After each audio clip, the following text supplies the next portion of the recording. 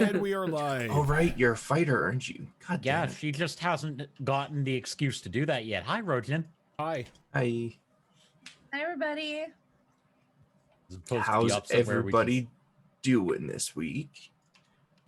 On a Monday. Good. I almost missed the time because I decided to take a nap like right after work, and then Evie jumped up on the bed and cuddled up with me. And as everybody knows, if a cat cuddles with you, you are not allowed to disturb the cat. Yep. Yep. Those are the That's rules. the rules for any animal, really. Yeah.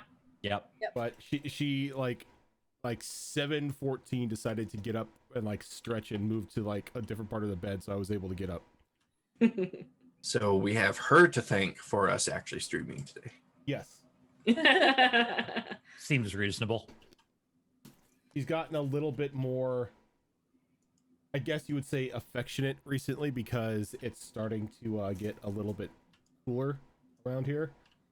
That would make sense. And this cat has no body temperature. She's one of those cats who likes to sleep in like burning hot rooms when you've got like 100+ degree weather. Perfectly fine. Doesn't like the room when the air conditioner's on. So now that it's starting to finally get cooler, she doesn't like that. Speaking of cooler, we're supposed to get snow tomorrow. Oh. I'm sorry. It's supposed to be -8 here tomorrow. What is -8 in freedom degrees? The wrong number. Yeah. It's a positive number, which makes no sense.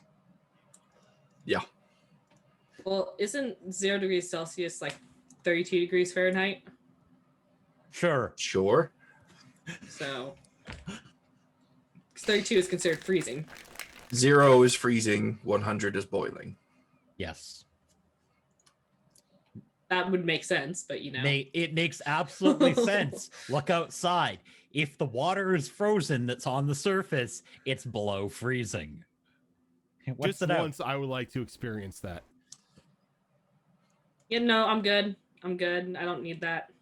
It's I get it great in the until winter, but I it don't need it. starts freezing and you accidentally leave your window cracked open and the ice holds your window open and you're sitting there with a blow dryer melting ice so you can close your window. I don't know Trying to these shut problems. the window. Yeah. I don't know Yeah. any of this. I don't want to know these problems. It's very foreign to me. Yeah, I live in California. There's no such Yep. thing as ice here unless it's coming from the freezer. Yep, I'm a California girl too. I mean, I live in Washington, but my entire life I've been told I live in the wrong climate because I hate the cold. It's the worst. Ice is I- where my iced coffee is. There I was used that- to keep a big bottle of water by my bed because who doesn't get thirsty in the middle of the night? Until a problem that I ran into when the temperatures really started to drop is I'd go to take a drink from the bottle and just this big chunk of ice would fall out on my face at like 4 a.m. and That's I'd be awful. wide awake after that. And of So, course there's a bit of water in the bottom, so you yeah, got just a literally- little bit. So you basically just got a face full of like someone dumping ice water on you. So lovely. See, mean- there was that one time that Compton, for some reason, got snow. That was weird. Oh yeah, yeah. Yeah, we occasionally get snow where I'm at in Washington, but we've been 50 all week, and I've been like, it's cold. It needs to warm back up. But I'm also the type of person where it drops below 70, and I'm gonna start whining. Yeah, I used to know a bunch of people that lived in Texas, and one year, just 1 year, they got a little bit of snow, and like every single person that I knew that lived there was just going wild with it. It was like kids seeing snow for the first time, and there was like hundreds of pictures popping up on social feeds of people out making snow angels and trying to make tiny little snowmen because there wasn't enough to make a big one, and it was adorable. That In is like adorable. an inch of snow, and Yeah. you're looking outside going, huh. At least they have an excuse for it. Here in Western Yeah. Washington, you get an inch of snow and everyone panics. I don't know. Yeah, Here you get We'll like see snow. Go ahead. Here you get like a foot and a half, 2 feet of snow, and it's like, sorry, I'm gonna be 5 minutes late for work. I have to shovel out my car. Oh, here we get 2 inches of snow and the school's closed down. They blame it on the hills, though. We have a Honestly- lot of big, steep hills. If Southern California got like even like an inch of snow, they would declare it a state of emergency. We can't I mean, even that's handle fair, rain. Yeah. We That's I fair, kid you though. not. We cannot handle rain. Like we get water starting on the streets, everybody starts like zipping like all over it, driving like an idiot, like they've never seen rain before. Don't you See- live on a coast? Yeah, but you forget in California rain is illegal. The Yeah. our only weather setting is fire. This is true. See, a lot of people, you know, they like to kind of poke fun at people that live in like California and Texas and Arizona and stuff. And they start driving all crazy and crashing into each other when they get a little bit of rain or snow. But I mean, to be fair, they get rain or snow, what, once every 3 or 4 years? I think it's reasonable that they don't really know how to react But to it's it. not even like torrential downpour or anything to be like concerned about. It's sprinkles. The Okay, moment, that's the worst, though. the moment because- that water barely touches that windshield, everybody's brain turns off. It's not just their brains, though. I'm speaking from experience here. So what happens when it rains just a little bit after it's been hot or warm for a long time is all the oil in the road comes up to the surface. Mhm. And it makes it really hard to keep traction. Oh, I no, know no, that from I'm not talking experience about like because people I sliding totaled my because of brother's that. truck that way. I'm not talking about people sliding because of that. I'm talking about people just driving dumb because they're dumb. Well, yeah, Wow. that's definitely part of it. I can don't attest to think- what he's saying because even people here in Washington, the moment we go into summertime, we get the sunshine and no one knows how to drive in the sun. And then we go into the fall and we start getting rain again. And it's like we've suddenly forgotten how to drive in the rain. No, I my don't even, favorite. I don't even Every think there's time. enough water when it sprinkles to bring the oil up out of the street. My favorite out here is all the guys that do this. Oh, it snowed. I'm going to go and get my big half-ton truck because it'll Yep. be fine. It's like, no, that's not how it works. That's more weight, not less weight. But you mean And I'm they not think supposed to take a because- tank out there? They No. think because they have a 4x4 truck that it's snow, no problem. I can drive through that. Don't need to be cautious. Nope. Not the It case, just buddy. means that all 4 of your wheels stop when the whole Yeah. when you're driving. Snow does not provide traction. Surprise. I'm from California and I know that. Yeah. So I have to say the worst thing I've done in the snow is my first car was a very lightweight car to the point where even in the rain we had to weight the trunk down to try and get traction. And having to drive that through about a foot of snow was so much fun. I bet. Managed to rip the bumper off, but I got it home. It was too low to the ground for the snow. I mean, at least it got home under its own power. It did. I couldn't get into the driveway. My dad had to basically skid it into the driveway, but So much talk of snow when we're in a desert. I was just going to say, kind of on the opposite end of that spectrum is where you guys find yourselves right now. Out here in the Maw Desert. So last week was session 1 of Gnoll Way Out. And you guys started your adventure in Wraith's Cast, which is also known as Dagger Tree.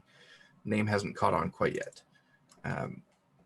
You were all summoned to the Matriarch's tent, where you had to wait awkwardly for a period of time before she finally arrived. And as Zael does, she went on a monologue.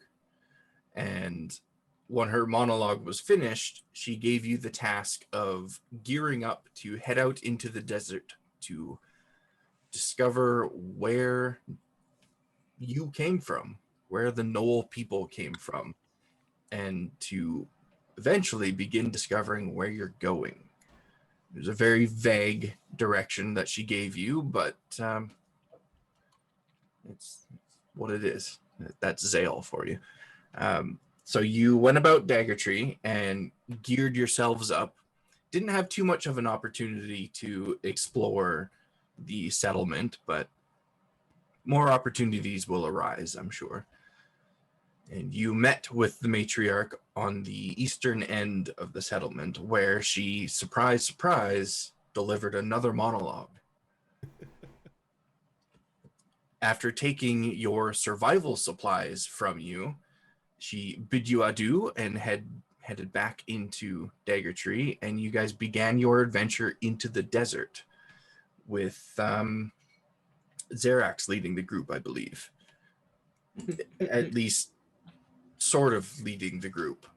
You were about an hour and a half out of the settlement when you were beset upon by a bunch of Tusculi drones, I think they were, bug people, which you dispatched with relative ease, I would say. The creation of the Great Axe Dancer was born as you cut these things into shreds and took some pieces with you for a meal later.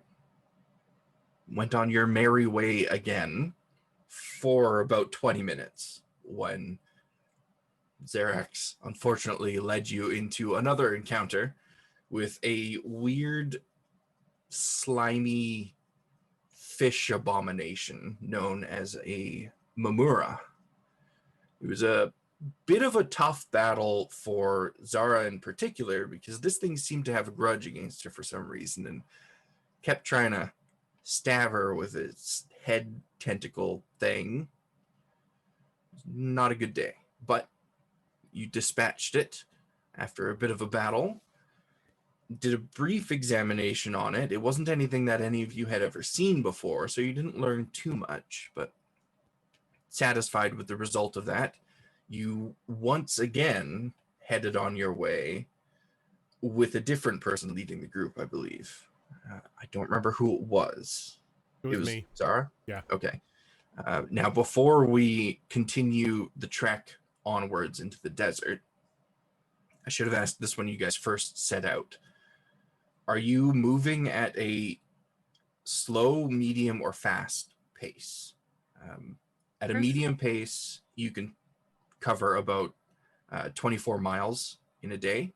At a fast pace, you can cover 30 miles, but it will affect your encounter rolls, basically. Yeah, I don't think there would be any reason for us to go at a fast pace at this moment. Yeah, no. Also, could we have taken a short rest? Yeah, I don't see why not. You Short rest. cleared the enemies from that area, so if you want to sit there for an hour and kind of have a breather, Everyone you cool can with certainly that? do that. Fine with me. So Xena takes out some snacks that she is prepared from the bug leg parts. She just kind of arranged them on like some fabric to try to make it look a little fancy, and said everyone munch a little bit. So she tries to make the best of a bad situation. I'm gonna roll a hit die. I need to figure out what my hit die are. D12. Yeah. Are they really? Barbarian, Yes. you're D12. I love this class. Oh, Barbarian is awesome. It really is. Oh, that's pretty good. I got a 9. You're the Brachus of the group. Only reason I didn't do Barbarian for this was because I was playing Barbarian Sonata 2, and I didn't want to double it up because they were so close to each other. So if anyone wants to roll any hit die or Yeah, all Ross. regain any abilities that you would regain on a short rest, now's the time to do that. Especially with the way your travel rolls have been going, it might be a good idea. Yeah, unfortunately, I don't have that ability to regain anything over a short rest. Yeah, one downside to Druid is they get nothing on a short rest. Oh, I get my superiority die. Do I get my action surge back? I believe Action Surge is long rest. I could be I mistaken. think so. I think it's long rest. I think it is long rest too. You must finish. Oh no, that's short or long rest. I was gonna say I'm pretty sure it's a short rest. Well, there you go.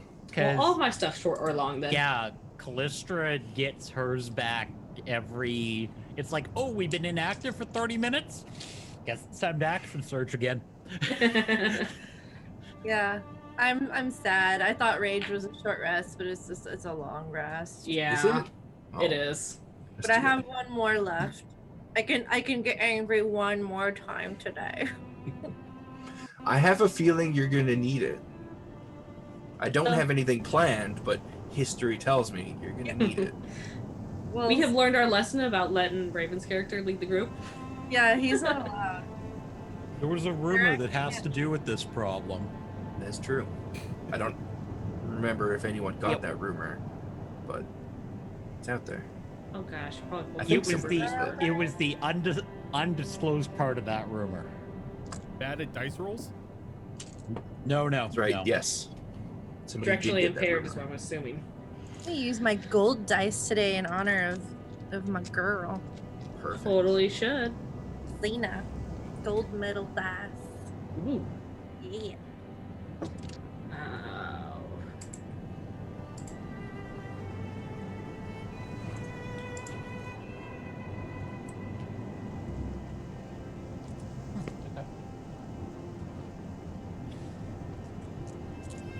So, you all sit down for a brief rest and a brief snack. The bug bits are crunchy and juicy, and just as delicious as you remember them.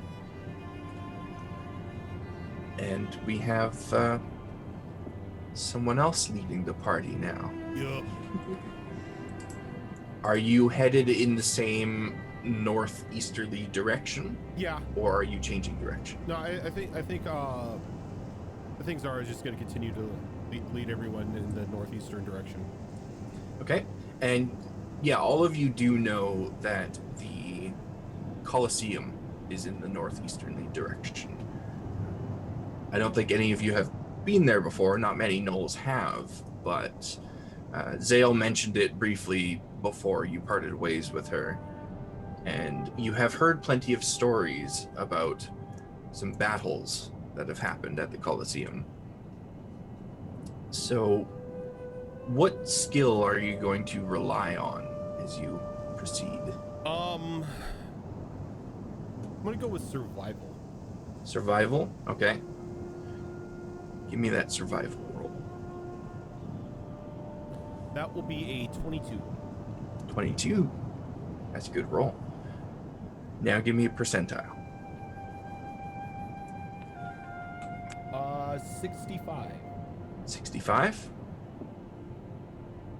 Not Yeah, single with digits. that, with that great survival roll that kind of lowered the threshold for encounters quite a bit, and you proceed into the desert for a good 2 hours without being impeded by anything. You see a few creatures here and there that are kind of skittering across the surface of the sand, but when they notice you, they like insects and stuff bury themselves into the sand, and little jackrabbits and stuff immediately turn and run as fast as they can. These creatures know what gnolls are. They know what predators are.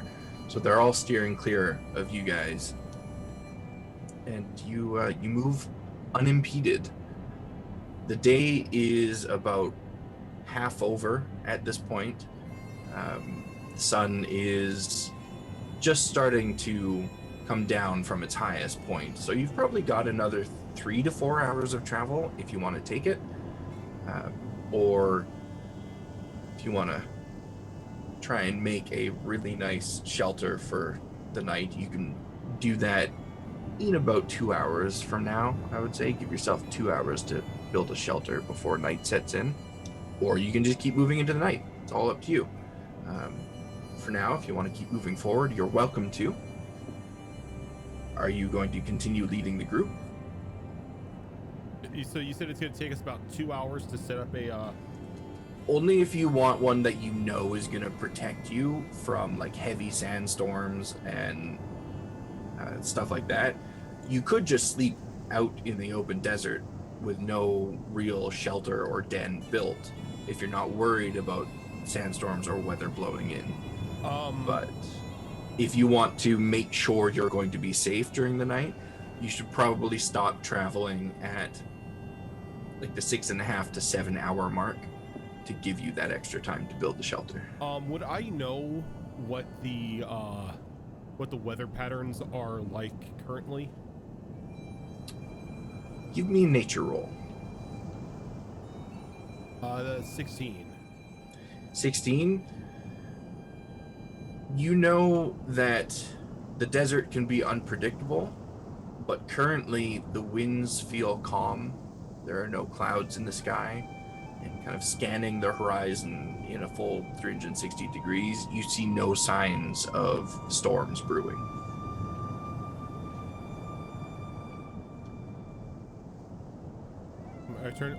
So I turn back to the group. Oh, we can keep moving for now until the sun begins to set, or we can fortify ourselves here.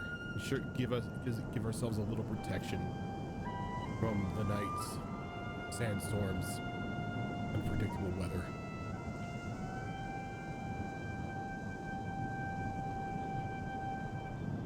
I will let the group decide. I am fine either way. Probably is a good idea to make sure that we have enough shelter. Yeah, we should definitely make sure we have enough shelter for the evening. Agreed. With how our luck has been today, we might not want to tempt it. Very well. I will look for things to make shelter. I'm going to look for like anything like tree things I can pull out, limbs, or if there's any broken wood things around. Foliage. There's nothing in the immediate area, but you do have time to travel a little bit more before you have to stop to set up that shelter. So you can kind of keep an eye out for that kind of stuff as you travel if you'd like. Yes.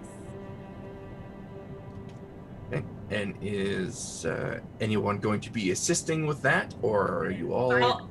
I'll help her out. Thank you. So, Rojan, you can give me one more travel roll, skill check plus All right. percentile. Can I use survival again? You can. Okay. The DC will be higher, but you can use it again. And Xena, if you would like to give me a survival roll at advantage or perception roll at advantage, your choice, you can do that as you travel. Okay. Survival roll of 18. Okay. And percentile? 82. 82. Ooh. 15 survival. 15 survival. Okay. So with those great rolls from your temporary leader here, you guys seem to move through the desert even quicker than before. There's literally not a single creature to be seen around you. The sand is as smooth as can be. There's nothing kind of getting stuck between your toes, no hard rocks jabbing you in the paw pads, nothing that makes you stop or anything of that sort. And I'd say you gain like an extra 30 minutes of travel on top of the 2 hours that roll was for. So in 2 hours, you've traveled 2.5 hours. And with that survival roll looking for shelter supplies, combined with that great percentile roll, right at the end of that 2 hours of travel, you happen across a number of dead dagger trees that have withered and their spines have fallen off, and there's a lot of wood just sitting there waiting to be utilized for shelter. I will gather up as much as I can carry. Okay. So are you guys going to begin setting up a shelter in this location to bunker down for the night, or gathering wood and trying to press on a bit further? After the wood has been gathered up, how much of the dagger trees remain? Not too much. There's a bunch of twigs and spindly branches. You, being a druid, know that when a dagger tree dies, the long pointed spines on it tend to wither and become soft and fall off. so they can't really be utilized for anything, but there is a few branches and twigs if you like to gather those for anything. No, I had an idea for a spell, but that won't work. Okay. I'm curious though, what was the Plant idea? growth. If you come across any live plants, Mm-hmm. you could certainly do that. Yeah. I mean, you do have the opportunity to travel a bit further if you want. If you find some live plants, Nah. that could make that shelter building go that much quicker. I think we're good on the traveling for. Good on the this day. traveling? Don't Okay. really want to press the luck. That's probably fair. So you guys, you can take some time. Setting to- up the shelter, yeah. Okay. Um. What kind of shelter are you setting up? Like how are you orienting this? What are you creating here to give you shelter? She's doing like the little TP style with the sticks, Okay. kind of doing that and laying out more, so sort of making like a tent structure that leans against itself and like reinforces, like she's kind of done this before and is when she's out in the wild, and so she's trying to do that and making like a bed of some of like the other brambly bits, just to kind of, or maybe just kind of smoothing out the sand, and then if there are any flat pieces, kind of laying it out just to try to keep them up above where there might be bugs crawling and stuff. Okay. So, yeah, like a little triangle design. And while she does that, I'm gonna go around the outside with all the posts she's planted in and try to like bury a little bit of sand on them, so if the wind hits really hard, it's not gonna pick them up and carry them away. Okay. So for that, you could either give me survival rolls separately, or one of you can roll with advantage. Up to you, Zena. Which one do you want? I've got pretty good. I've got +3 survival. She's pretty good at survival. Yeah, you can do it. Okay. I'll roll with advantage. Oh! I don't even have to roll again. Not 20. Woo! This shelter is quite impressive. After you've built it all and put it in place, you, just to test it, kind of throw yourself against it, and it barely budges at all. And the little platform that you've built to kind of raise yourselves up off the sand has like a smaller platform beneath it, and then the bigger one, so that if any bugs tried to crawl up onto you, they'd have to go up and then under and over, and it would make it really difficult for them. So that it's quite the impressive shelter. And it goes into like this beautiful mine shelter building state. Like... While they're building the shelter, I would like to ritual cast create food and water. Okay. You can absolutely do that. Seeing as how a certain someone took away all of our survival supplies. Certain someone didn't they? You mean Uh, not suffering with just good berries? No, see, I'm an actual. I'm actually one of the good vending machines. I bring more than just good berry. It's like, here's your damn berry. That's all you get. Once we're done building the shelter, can I hunt some rabbits? You sure can. Um, You can give me a survival or nature. Or go with survival. Ooh! Natural 20 for a 24. Oh, look at us. Very nice. We are burning all our natural 20s on things we should. It's okay, I have I don't know. plans I for think these. survival is pretty important. Yeah. Just putting that out there. You managed to find. Actually, you know what? Since that was in that 20, let's And I use do this have dice that instead. wanderer background for my background that allows me to Yes. find food and fresh water for 5 people. Not that there's water in the desert. You are able to find in your hunts. Give me an attack roll as well Attack roll? with your desired attack. I'm probably just going to use my straight up claws, and that is 11, so it's a 17 total. Okay, yeah, perfect. So you are able to find 3 adult jackrabbits that you successfully kill. And as you're making your way back to the camp, you happen to spot a dire jackrabbit as well, much, much larger than these other ones. And with a quick pounce and a quick swipe of your claws, you take it down, drag it back to camp. Ooh. So when I get these back to camp, I would like to attempt to skin them and then get that, I don't know what it's called, it's basically an intestinal cord that you can kind of use as stitching. Yep. And I would like to start building us basically canteens. Okay. And or bags. Are you trying to preserve their pelts as well, or not worrying about that?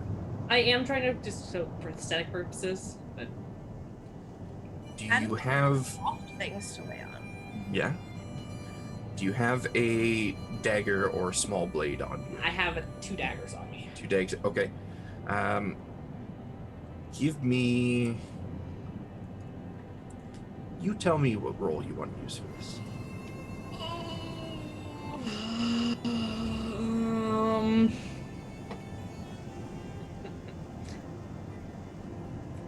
Feels cheap to use survival again for this. So I mean, you certainly can. I'm just giving you the opportunity to It would probably be rely on one of your character's other strengths if they would fit this particular scenario.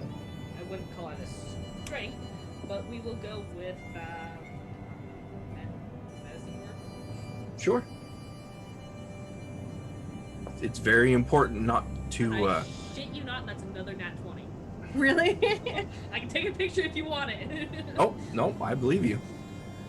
You... That's 21. We're wasting them. This We're, just, I know we are. this just makes up for all We're the gonna poor rolls we did last week. Yeah. we're gonna get crit 1s in battle now. It's just gonna be all 1s. Yeah, this is gonna come back to haunt us. Yeah. I see it coming. You've probably done this dozens and dozens of times before. So you don't even have to really think about what you're doing as you expertly skin these rabbits and pull the guts out of them without rupturing any of the nasty organs. And before you is laid out, much like Hannibal Lecter likes to lay out his meals, everything in perfect little divided piles. Okay. So I'd like to do what I need to do to properly dry the skins so I can start making water skins for us. Okay, yeah, you can probably pull a twig or 2 off of the pieces of the dagger trees that you guys brought along and kind of stick them into the sand and set up the skin on it so it dries out in the sun and the heat. Yeah. I mean, if I can, I'd like just a mellow fire that's kind of more of like embers below it just to help dry it from the underneath side. Yep. Do that, no problem. No. No problem. No problem. Xerax, what are you up to? They've already done all the fun parts of hunting and everything. Also, not my department. I've already done all the fun parts. Well, you don't want to join us next time? No. Actually, no. The whole time, I'm actually going to be keeping a lookout while everyone's busy. Okay, Nothing decides to sneak up on us during this entire process. that's probably wise. Give me a perception check. Kira, you are not something I can roll. Wow. There's the 19 for a total of 25. Wow, what is your perception? 6. This, yeah. Yeah, you guys are off to a real good start today. You've got eyes on the whole camp and everything around the camp. If there's a fly that buzzes across the desert floor, you spot it. There are no threats that seem to be encroaching on your area, and similar to as you guys traveled, you noticed that a lot of the bigger insects and creatures and stuff are steering clear of where you guys are. So let me just move the marker here to where you guys are. Let's see, 24 miles is about there. Move it to there. And everybody concludes their activities and all arrives in camp. You have a fire going. You have pieces of creature drying out for water skins. You have a beautiful shelter. You have some lovely bland tofu-like stuff that your druid has created for you to eat. It may and not be water. full of flavor, but it is nourishing. And I'm sure if you mix it up with some of that meat and rabbit meat and bug meat and good maybe berries. some good mushrooms, Yeah, good mushrooms. They're good It- shrooms. it would taste pretty all right. Nice. Got any of those special desert shrooms on you? Well, I need we some, had some of those we good had stockpile. shrooms. We had I mean I you mean, can I am a get druid. some good fire. I mean, you could even boil the bug. Yeah. Although, do any of you have a mess kit? I do. No, No. because that was all taken away from us. No, only your food, water, and tent was taken. Oh, She loves cooking. She has a mess kit on her. I figured you would be the one, if anyone.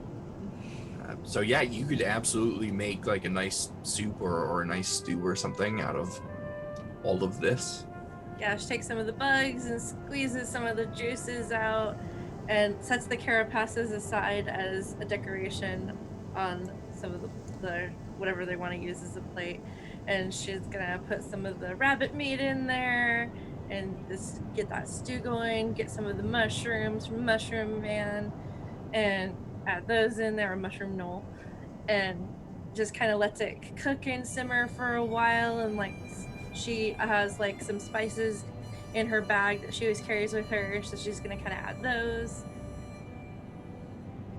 try to get a nice little soup going. And all the while as she's like stirring, she's like doing a little like dance while she's doing it and humming to herself and trying to come up with lyrics to a song about their glorious battle from earlier in the day, like Because you're putting on a bit of a show as you make this meal. Yeah. Why don't you go ahead and give me a performance check to see Okay. just how good this meal and show are? So at some point in the future, we expect Xena to multi-class into Bard. It's very, very possible to have a barbarian. This is Yes. what could be happening. Yeah. Depending on how far she gets. Performance. Oh, she's got really good performance actually. So that would be in. So it's a 16. 16? Yeah, the DC was pretty low, given your history with cooking. So, as all of you go to, I assume all of you are going to taste some of this food.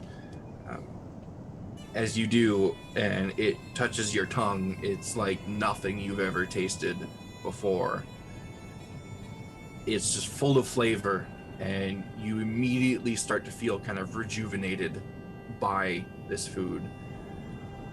You don't want to stop eating it, and that's not just because you're Gnolls, it's because it's delicious. What are we supposed to be doing with these rumors that you sent us? Whatever you want. Okay. They are just pieces of information that you've heard about each other. Hope you guys like it. It's one of my specialties. I have this herbs and spices that goes really well with the rabbit, and I'm so happy you caught that. Really nice meat on that rabbit, by the way. Good job. Everybody, just enjoy, relax. Let's just, gather around, get to know each other a little bit. That's what I used to do with my battle parties. We'd all gather around, say something about ourselves. Like, I'll start. How about I start? Yeah. Okay. So, eat meals. Good. I like it. I love cooking. That's something about me you might not have known. But that's kind of my jam, so I'm really happy to cook for you guys today. But what do you like? What are like some of your hobbies? Let's go around. Let's go around. I guess it is true what they say about you. Oh, so there's the people are talking about me. Of course they are. Glorious. Just things I've heard in passing about your cooking. Oh, that's wonderful. It's getting around, huh? Maybe I'll start a business one day. If this is how you cook every day, definitely have a future in it. Thank you. What are you interested in? Mushrooms. I gathered that. What do you like to do with these mushrooms? Like, what are some of the... I mean, obviously cooking is a great various use, but what are some of the uses that you like about mushrooms? I just like mushrooms. They're Jolly good. That's great. Glorious. Yes. They're Yes. medicinal uses. Mm. They're you said they're cooking uses. The ability for me to be able to pretty much make them out of any dead body I come across. And Well, I under suppose that's useful. under the right conditions, when I'm a bit stronger, I can use them to make things come to life. Make them sort of into drones.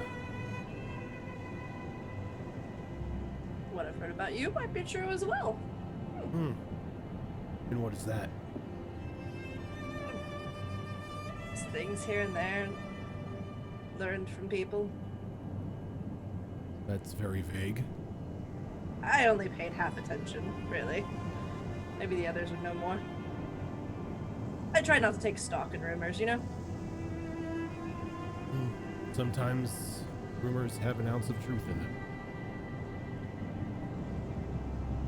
Much So, like your what about cooking. the rest of you? Interests? Isa, what are you interested in? What are you passionate about? For Zara, it's mushrooms. For me, fighting and cooking, and also other things. I am a very varied person. But no. But you, Isa, what gets you going? Hitting things. Also very good. Anything else? Alcohol. Great. Do you have any on you? No, they would have taken that when we left because it would have been liquid food I can make drink. Oh, now can you? some. Just need the Not right. out of the mushrooms. I'll just need the right mushrooms. Oh dear.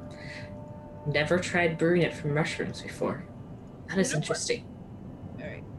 What mushrooms do you need for that? Gonna need ones that you would find deep in a dark cave. The more brown, the better. Keep an eye out for these. Just a warning that sometimes it can cause you to hallucinate as well. Interesting. Xena just gets a big grin on her face. Exciting! What about you, Xerix? What are you passionate about? Come on now. She kind of elbows you a little bit. Don't be shy. We're all sharing tonight. We've fought in a glorious battle together. Now is the time to come together. Camaraderie. Peace and quiet, and the ability to listen to what's going on around me. Yes, peace and quiet is very good. I agree. It's always nice to relax after a good battle and just lay out and enjoy the desert. The night is so quiet and just cool and I know. It's a glorious thing to be happy about. Nice, quiet moments. You don't get many of those, do you? They come and go. Not really my style, I guess.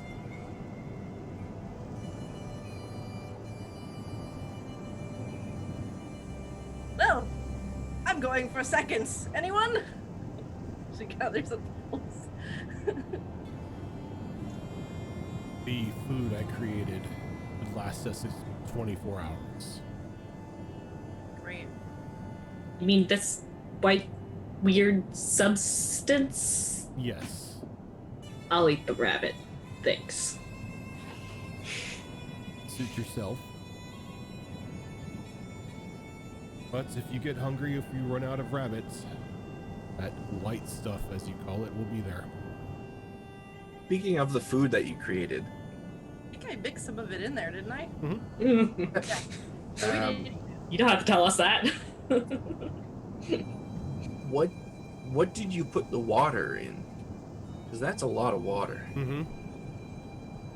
Probably would have dug out a large enough hole to act as a makeshift well for us Trying to think of what a mess until kit we had the water skins. Well, no, a mess kit comes with, let's see, one side can be used as a cooking pan. Since the water Either stays as clean. a plate or shallow bowl, so she probably used part of her mess kit for that. Yeah, you can certainly fill any empty containers that you guys have. It created 30 gallons of water, so it's a lot of Oh, water. Jesus. Okay, we didn't yeah. use all of that. No, then we filled You- our canteens and stuff with the rest of the water. We don't have canteens. Oh, You- oh yeah, we They did. She didn't take away that. You have some cups and stuff in the mess kit and stuff that you can fill as well. But yeah, you could absolutely also kind of dig out part of the hole and dump the water in there. Mm-hmm. And the water level will go down a bit as it seeps into the ground around it, but once the ground is saturated enough, the water level settles, and there's plenty there for you guys to use. Am I really the only one that has a mess kit?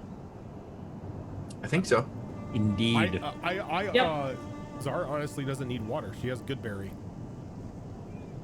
Okay, well, I just cooked it all in that, and we kind of shared it going around. Maybe we did that. I don't know. We Yeah. made it work.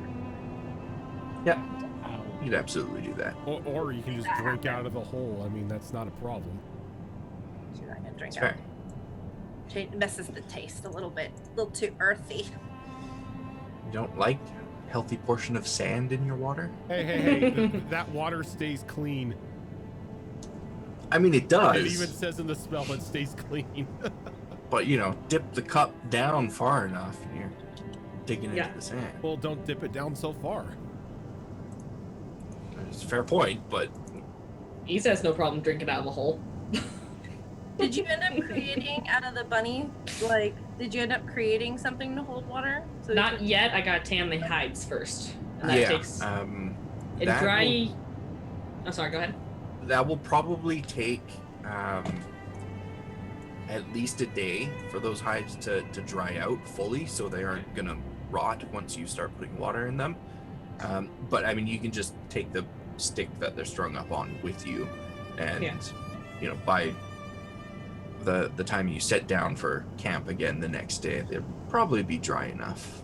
I mean, it is a desert. It's not exactly wet Humid. around here, so it'll be quick. Yeah, and I'm driving the pieces of intestine as well down where I used to stitch them. Yeah, you can absolutely do that. So is So- there anything specific that anyone wants to do before you guys start having to bed down for the night? It took you, I'd say, about an hour to create that camp, and it's taken you guys another hour or two to hunt and cook and eat. And you don't have to go to sleep yet, but it's getting close to that time. should we figure out what watches we're going to take tonight? I'll take first watch. I can take second watch. I'll take third. I'll close it out. Very well, that's all organized. Okay, so you guys finish up your meals. You're all now starting to kind of feel drowsy, like after eating a nice hefty Thanksgiving dinner. Start to set in. And first watch, I guess. The shelter is big enough that 3 of you can fit inside of it while 1 person is out taking watch, so you don't really have to worry about that too much. That was a great roll on the shelter stuff. So for watch, we're going to treat it similar to travel rolls. So you'll give me a skill that you want to use for your watch, and then your roll on the skill check will determine the DCs and stuff for the percentile roll. Okay. So, what skill are you going to use? Which of your strengths or weaknesses are you going to rely on for your watch? I'll rely on my perception for my watch. Perception? Okay. Only because I can't rely on athletics. Doesn't make sense. I mean, if you can make a good enough argument, if you can convince me, I'll let you do it. I'm just running circles around the camp as fast as I can. Just kidding. No, I'm going to use perception. Okay.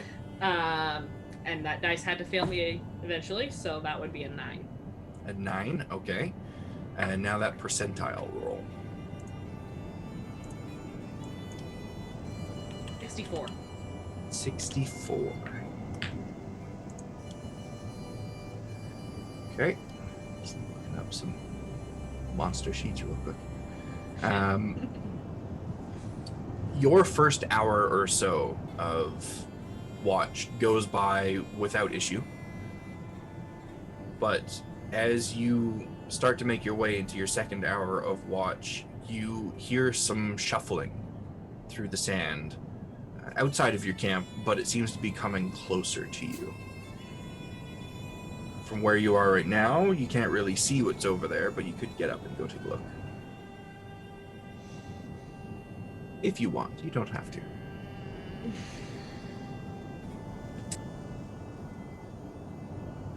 Am I fairly close to where the others are sleeping? Yeah, the way that I'm picturing the camp, feel free to tell me I'm wrong, is you have like your big teepee, and then like 5 feet out from the entrance of that is your small campfire, and your mess kit is set up around that, and you're kind of near the campfire as you're taking this watch. Which one would be good? I'm going to probably... I'll first listen to see if it's if it continues, sounds like it's getting too close. I can't. Can I tell how far away it is from my perception check? Well, my perception check was shit, so. You can't tell how far it is, but as you sit there and listen intently to the noise, you do hear that it is coming closer. I will probably try and shake awake Xerax. Since he has next watch anyway. Easy enough to do. There's a sound coming closer. I'd go look, but I make a lot of noise.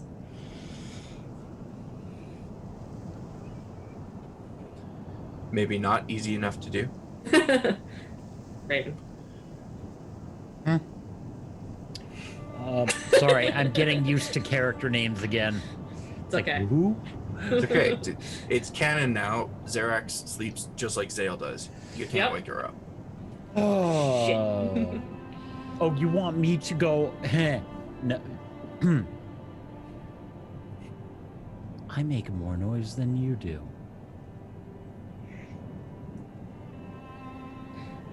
I'm just going to switch over to Roshan's character. Not waking up Xena. She makes too much noise. We've established that. Xena's default mode is noise. Yeah. And I'll probably tell Zara the same thing. What's going something on? coming. There's something coming this way. Do we know what this something is? No. Can't exactly go find out without alerting it to my presence. And what do you want me to do? Actually, don't answer that. I may be able to do something. I was hoping that was your answer. Nope, because I'm not a high enough level yet. I was gonna say I was gonna turn into a bird, but can't do that till 8th level. Oh. Yeah, there's a restriction on flappy things. Yeah. Can't even be a normal flap. Though, that doesn't stop me from being other things. It's true.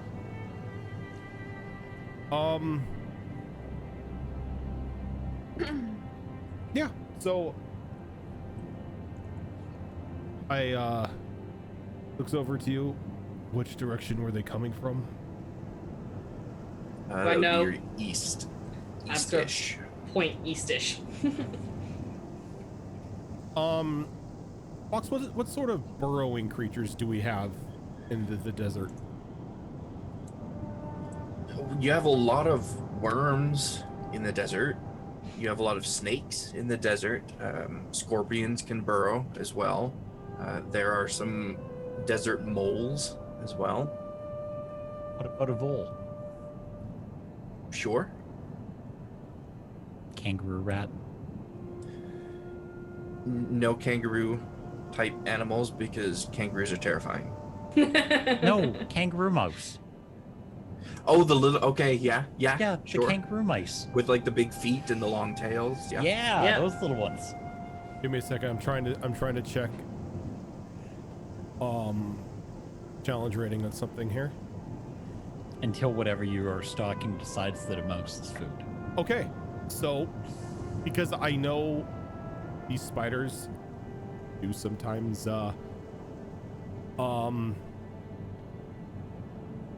inhabit deserts, I'm gonna turn into a giant wolf spider. Giant Oh, God. wolf spider. I knew you were gonna just say that. looking at those earlier. Hate spiders. Oh, I love spiders. You're Just not gonna like some things I have planned. just like a medium-sized tarantula. Yeah. You can absolutely do that. They're beasts. They are only, I think, 1/4 CR. 1/4 if I remember CR. correctly. Yep. So, yep. So, do you exit the teepee before you change into a giant spider? Yeah. But she's gonna walk out to where she has enough room, and she's gonna turn into the wolf spider. It's got like a little mushroom on its head. Oh, Okay. So that's cute. he's and I imagine somewhat groggy Zerax see Zara exit the TP and then twist and reshape herself into the form of a giant wolf spider. This doesn't bother me. It's weird but effective. Druid things. True, doing druid things. Yep. I mean, So And the I'm a reason ranger. the reason why I took giant wolf spiders because they have a +7 to stealth. yeah, they do. mhm. I think they have a bonus to their perception as well. Mhm. +3 to perception. All right, so you are now a giant wolf spider. What are you doing? Just gonna head out the direction that I was shown, Okay. and see if I can't catch it. Catch sight or sound of whatever is coming our way. Now, are you, I assume, attempting to do it stealthily? Oh yeah. This isn't just Okay. like walking towards it. It's it's gonna be a stealthy attempt. Go ahead and give me that stealth roll. That will be an 18. An 18? Okay. Let's see, this thing's perception is... yeah, okay. You make your way, you kind of skitter across the surface of the sand, leaving those weird... I don't know if you guys have ever seen a spider skittering across sand before. It leaves like weird waves in its wake in the surface of the sand. It's kind of neat looking. But you're doing this on like a medium beast type scale. A wolf spider the size of a dog. Yeah, it's kind of creepy. Sounds like something you find in Oh, I- Australia. Uh-huh. I love spiders, but kind of creepy. But it was a great stealth roll. You can go ahead and give me a perception as you proceed into that direction. That will be a 21. 21. Okay, yeah, you spot this thing almost immediately. And what you see is a very large quadruped animal with kind of 4 craggly horns coming out of its head and twisting and spinning, with one large, it almost looks like a rock embedded in its forehead. It's large and it's very hairy, Like, if a yak and a bull had a child, that's kind of what this thing looks like. And it is just kind of slowly meandering towards the camp. Doesn't look like it's particularly angry or anything, but you're a spider. What do you know? And after about 30 or so seconds of watching this one, you notice a little further back from it is two more heading in the same direction. If you want to try and figure out its intent, you can give me an insight. Yeah, I could do that. And that goes off of the spider, right? Yes, I think. Insight is wisdom, right? Wisdom. No, it's your stat. Oh, Yes, it's your my stat. insight. It's your stat. Yeah, there's Yeah. like Okay. two of the Mine's stats that you always retain you. or something. All right. Yeah, mine stuff is always you. Wisdom stuff is always you. All right, so that'll be 15 for insight. Okay. It doesn't appear hostile in any way. It's clearly going in a specific direction. So maybe there's something that's attracting it, or it just happens to be going in this direction and the camp happens to be in its path. But Okay. it definitely doesn't seem hostile. I'm just gonna wait there and see what it does. Okay. Just like if it gets, as it starts to get closer to the camp, just tailing it. Okay. And it begins, or continues rather, making its way towards the camp at about 30 feet out from the camp. Isa, you notice that the sound just keeps getting louder and keeps getting closer. Okay. Well, in that case, I want to look around for something to throw that would make a loud noise. Whether I have to... Nah. You can take a piece of the shelter and throw it, or perhaps a piece of the mess kit. Yeah, the mess kit is probably what she was grabbing. That's the reason I had a moment, because I know Xena's not going to be happy with me. But I'd probably take 2 pieces of the mess kit so they can clang against each other as I throw them and try to So you throw grab them like in a... two tin cups or something that were part of Yeah. the mess kit. And if I can't tie them together a little bit with a little bit of rope and then huck them in a direction away from the camp. Since it's coming from the east, I'd probably try and throw it north or south. Okay. Northeast, maybe. Give me a dex check. Let's try this dice again. That's better. Dexterity is +4, so that's going to be 23. 23? Okay, yeah, you managed to throw these 2 tin cups that are tied together a good 25, 30 feet to the north. I mean, they're tin, so they're really light. They don't have a lot of weight to be thrown, but it's a good distance. And Rojan, you notice that as soon as this clanging contraption starts making noise, this creature stops. And its head kind of follows the sound as it travels through the air and hits the ground. And it stays there paused, and when it pauses, the 2 that are about 20 feet back pause as well. And the creature looks in that direction and waits for about 20 seconds before continuing on its path. Does it look like it's going to go right through the camp? Give me another insight. 19 this time. 19, okay, that's definitely high enough to meet that DC. As you're kind of pondering in your weird spider form what this creature is doing, it suddenly occurs to you, oh, it probably smells the water. It's going to the hole that you dug to get a drink. Oh. Okay. So I think with that, spider's gonna make its way back to camp. Okay. And Isa, you throw that clanging contraption into the darkness, and you wait, and suddenly a giant wolf spider comes into your vision, charging straight towards camp. It's your friend. I know it's my friend, right?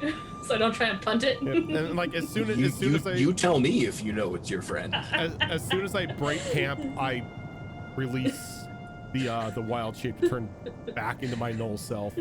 Okay. Because I So- don't punt it.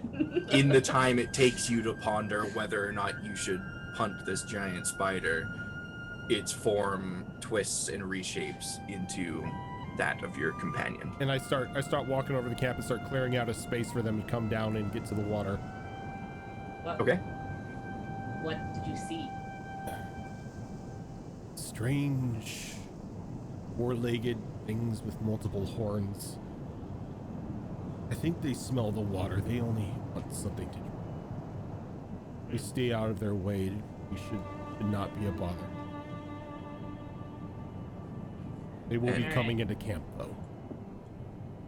As you finish saying that, the lead one kind of breaks into the edge of your vision, Isa, and you see just what was described to you. This large, multi-horned, yak-like creature meandering over to the water hole that's being dug. And it stops at the edge of it and leans down, gives it a bit of a sniff, and then starts drinking. And a few moments later, two more come in from the darkness around the water hole as well, and they also start drinking.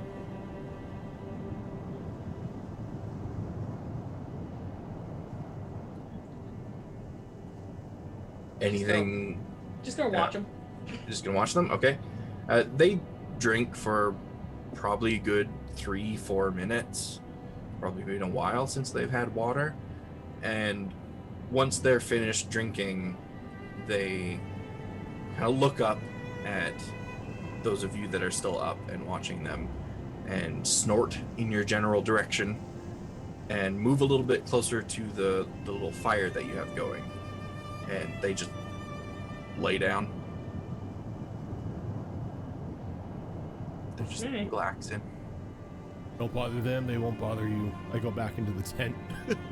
Anyone that is proficient with nature and sees these creatures can give me a nature roll to see if you know what they are. Now that you have light and can see them. I got a dirty 20. Dirty 20.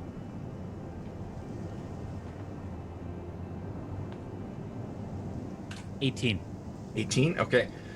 Both of you, now that you see them in the light, you know what these creatures are. You've seen their pelts before. You've seen their horns before. These are aurochs. They're exactly what was Hey. described. Large, yak-like creatures with craggy horns coming out of just above their ears, and one large, kind of blunt-looking rock-like horn in the center of their head. Don't kill them. They're good boys. They are good boys. They can be used as mounts if you're nice to them. I wouldn't recommend it with these ones, but it's possible. Also, don't fight them because they will hurt you. Yes, they will. Like everything should that has horns. Mm-hmm. They have charge and gore. Yep. Yeah, I wouldn't head-to-head fight those. I'm just gonna settle back down by the fire. Yeah, and they, two of them kind of look in your direction as you move a little bit closer and sit back down near the fire, but they don't seem hostile. You don't seem hostile to them, so they're just kind of using your space. It's fine, we'll share. So that was first watch. Second watch is up now. Assuming that the person taking second watch is woken up for it. Did we succeed in waking him up? Yes, more of a, you want me, the person wearing half plate, to sneak out there. Full plate. Yours is better than mine. It ain't great either way. I mean, No. you're all at disadvantage either way. Yeah.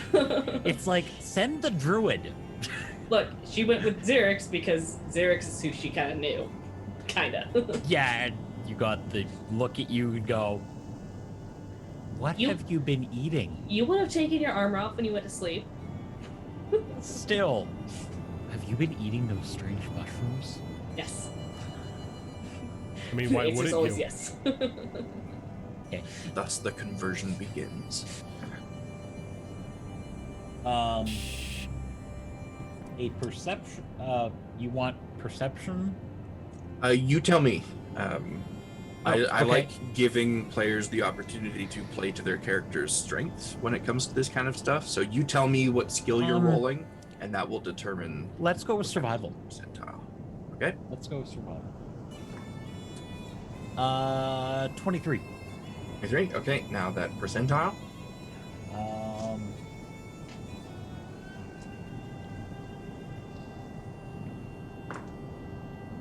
80. It. Wow. That sure makes up for last session.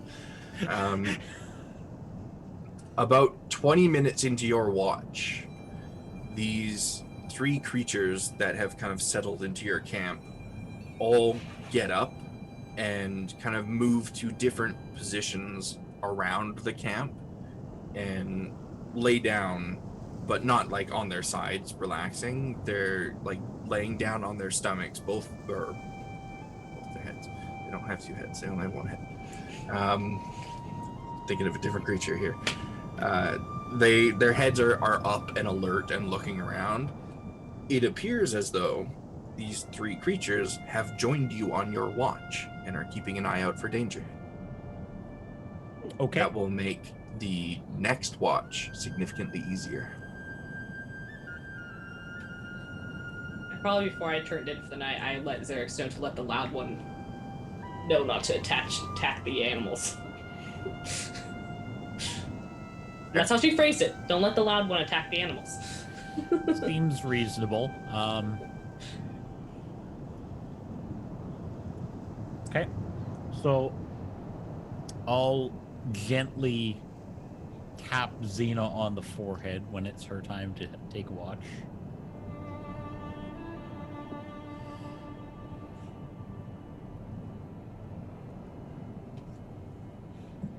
Yes, is it that time? It is. Don't spook the animals that are out there. Animals? What animals? You'll see when you get out there. Don't spook them. All right. And I'll start putting my armor on. Put your armor on and you step out of the teepee and look around the camp, and you see 3 large yak-like creatures just kind of laying in a perimeter around the camp. I'll look at them. One of No. them looks back at you. And I'll do like a dramatic bow. Holding. And then I'll look up. Give me an animal handling roll. Oh no, you've challenged them. No, not very good. It's a 7. 7? Okay, yeah, you're fine. You're fine. Could have gone 2 ways. You're Yeah. fine. It looks at you and then just kind of goes back to looking around outside of the camp's perimeter. I'll go towards the camp's, like, I'll take a look at what directions they're looking, and I'll see if there's a direction that's not covered and cover that direction. They are looking, say, northwest and east, so south Alright. is open at the moment. I'll look south and kind of just have my battle axe and just kind of sit in place, cross-legged, just kind of watch. What skill are you going to rely on here for your watch? I'm gonna rely on my sense of survival and any movements that I know are unusual for this time of night, or sounds that I wouldn't normally expect in the area. My instincts. Okay, so you can go ahead and give me that roll. Okay, that would be 19 19. for survival. Good And rolls then- so far. And Yeah. then the percentile. I'm telling you, it's gonna bite us in the butt, though. 60. 60? Yeah. Okay, with that survival and the help of the 3 creatures, Nothing. Not even the tiniest of scorpions tries to approach your camp. There is a very clear perimeter here, and nothing in the vicinity is stupid enough to try and break that perimeter. Xena rest gets of a the little night. bit disappointed with that too. She's kind of hoping some action would happen, but I mean, if you want to fight, there are 3 creatures right there. nah, she likes them. They're good. And when there's about 15-20 minutes left in your watch, the 3 creatures get up and drink the remainder of the water in the water hole and then move on their way. And sun starts to rise, morning is upon you. Your night went off without a hitch. Okay. Was I supposed to wake up our druid for the 4th watch, or do we only need 3 watches? You only needed the 3 tonight because of the help from those creatures. Oh, okay, cool. Yeah, that was 2 very, very good rolls to summon those creatures. And you guys didn't attack them, so that was great. However, Zara, if you do want to get up early, if you wanted to do anything specifically, you could, since you only for a long rest, it has to be an 8-hour rest, but you only need to sleep for 6 of those 8 hours. So you can get up early to do stuff if you had stuff you wanted to do. Yes, there are some things I wanted to do. Okay. Kind of had a feeling that the Aurochs are probably going to finish off the water. So I'm gonna take the first 20 minutes of my 20 minutes of the start of my day to do another ritual cast of create food water. Okay. To create another thing, another like pit of water. But this time, can I line it a bit with like any of the leftover wood that we have, so it doesn't seep into like the sand as much? You could, though you probably don't need to for this particular one, since you already saturated the ground with the first one. Good point. So because it's still fairly saturated because the sun is down, so the desert's not hot. It's actually quite cool at night. It hasn't evaporated away, so you can just refill that one. Water level might drop like an inch, but otherwise you're good. Okay. And so I'm going to do that.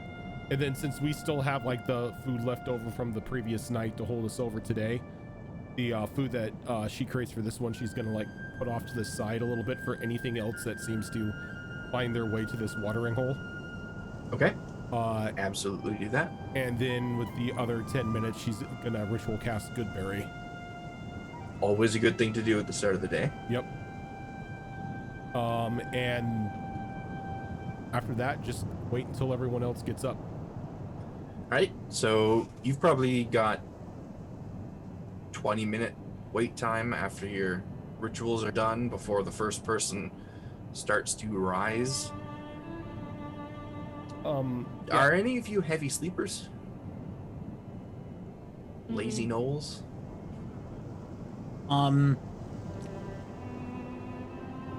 Xerax would not be. I would not. I would say not. No, I don't think so. So you're all responsible. That's good. So you all wake up roughly around the same time. Xena's gonna start going through her forms that she does, which look like a strange blend of that dancing thing that you saw her do earlier, but she's with her axes and doing just like these weird little dancing forms that are also obviously fighting forms.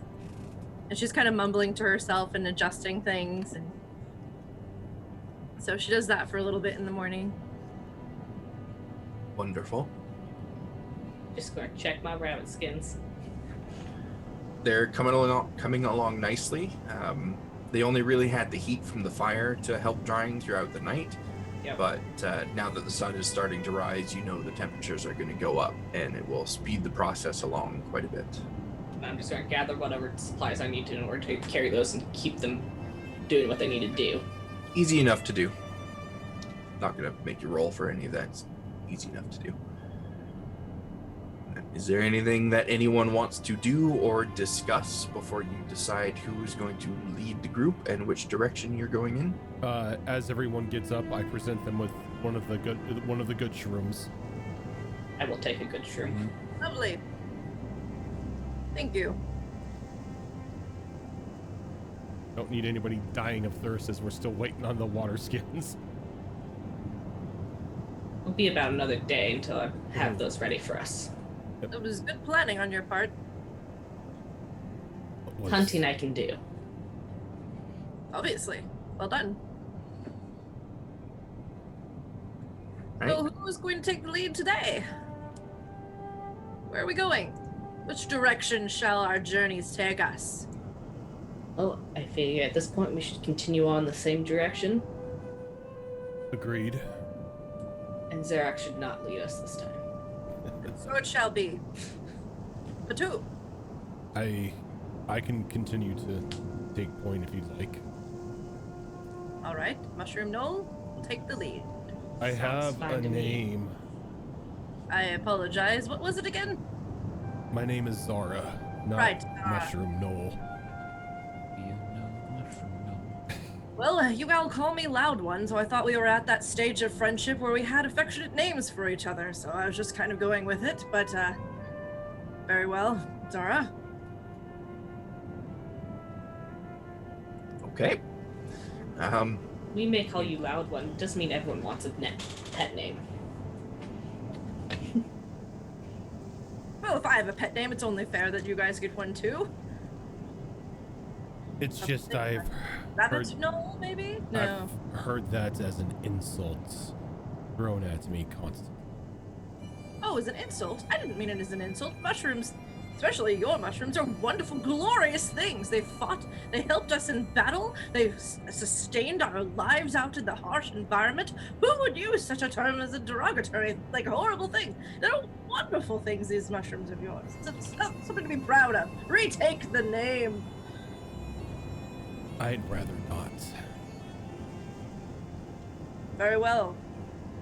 But that is my advice. The way that I always dealt with ridicule and teasing was to just own it. Turn it around on them. Then it doesn't hurt. It acts as armor. But to each their own. If I were to do as you say, that may cause a panic. I'd rather not do that. I'm sure you know best.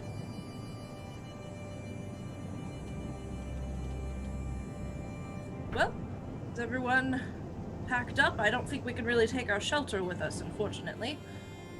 Yeah, you might be able to take a few of the logs, but it would weigh you down a bit, and it would just use up a lot of time to try and take it all apart and take it with you.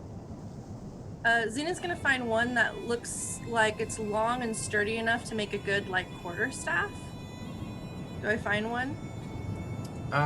Give me a d20 roll. Just straight d20. Not 20. Oh shit. You find one. You didn't notice it at first when you were setting up the teepee, but taking a closer look now, you find one that is perfectly straight with no kind of gnarls or twigs coming out of it. It's almost like it was a crafted quarterstaff, but it was crafted by nature. I'm gonna tear that out of the shelter and present it to Zara. Would you like to make use of this, Zara? I can make use of it. Very well. I now have a walking stick. Yeah, you can add a quarterstaff to your inventory.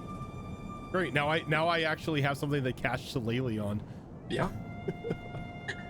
Helping good out thinking. there. Now the real question is, when you cast Shillelagh on it, does it just start sprouting mushrooms everywhere? Yes, it does. Oh, that's awesome. I love it. You know the like the pieces of like rotted wood in the forest that just have the mushrooms growing off like at random points. It's just that.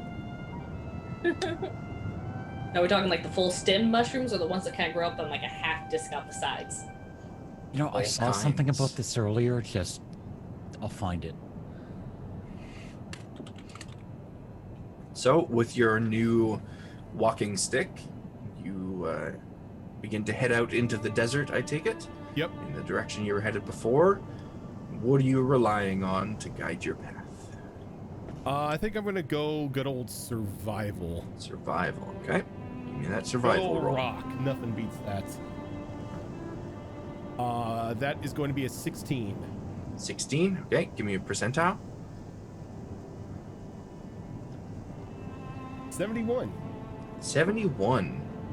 Okay. These are my favorite. These are my favorite percentile dice right here. Ooh.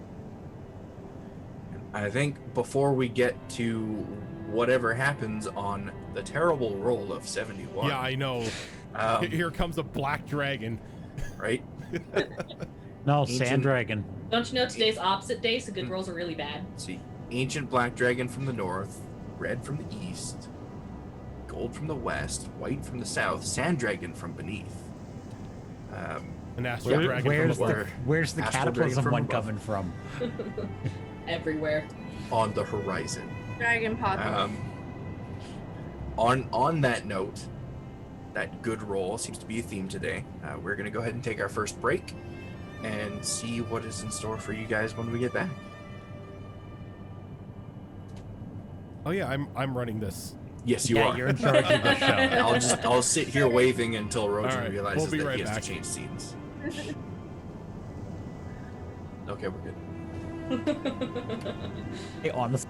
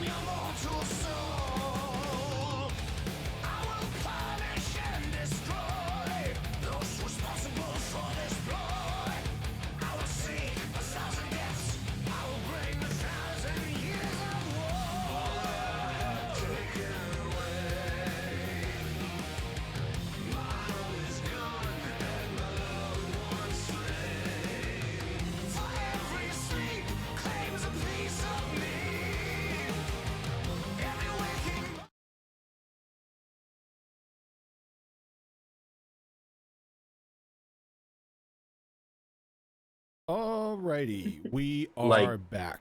Perhaps a dragon in a big bubble. Hi. Bubble dragon. I'm not saying she wouldn't attack the dragon in the big bubble. I mean, every single one of you, after I described that, was like, I want to fight the dragon. I want to poke Yeah. the dragon. Oh, is this in Sonata? As a player, I do not want to fight the dragon. As a character, as a player, I want to fight the dragon. my character wants to fight As the a dragon. character, I don't think Forge knows what a dragon is. You know, fair. all I'm still hooked on is the fact that the halfling pulled the strange weapon from the stone, and I haven't Yeah. heard the words. Can I get a Constitution save yet? I'm just Oh, waiting until the halfling tries to use the strange sword that she pulled from the creature. and you know she's going to. I know she's going to. I knew The question is, there- will I try to attune to it first? there. That is a good question. There were two people, well, kind of, there were 2.5 people in that campaign that I knew were just going to touch everything. One of them was Groudon's character, because all of his characters always touch everything. The other was Ray. I figured she was going to start touching stuff. And then the half was Shadow Fox's character. The Nat 30s, thank you for that raid. Raiders, welcome on in.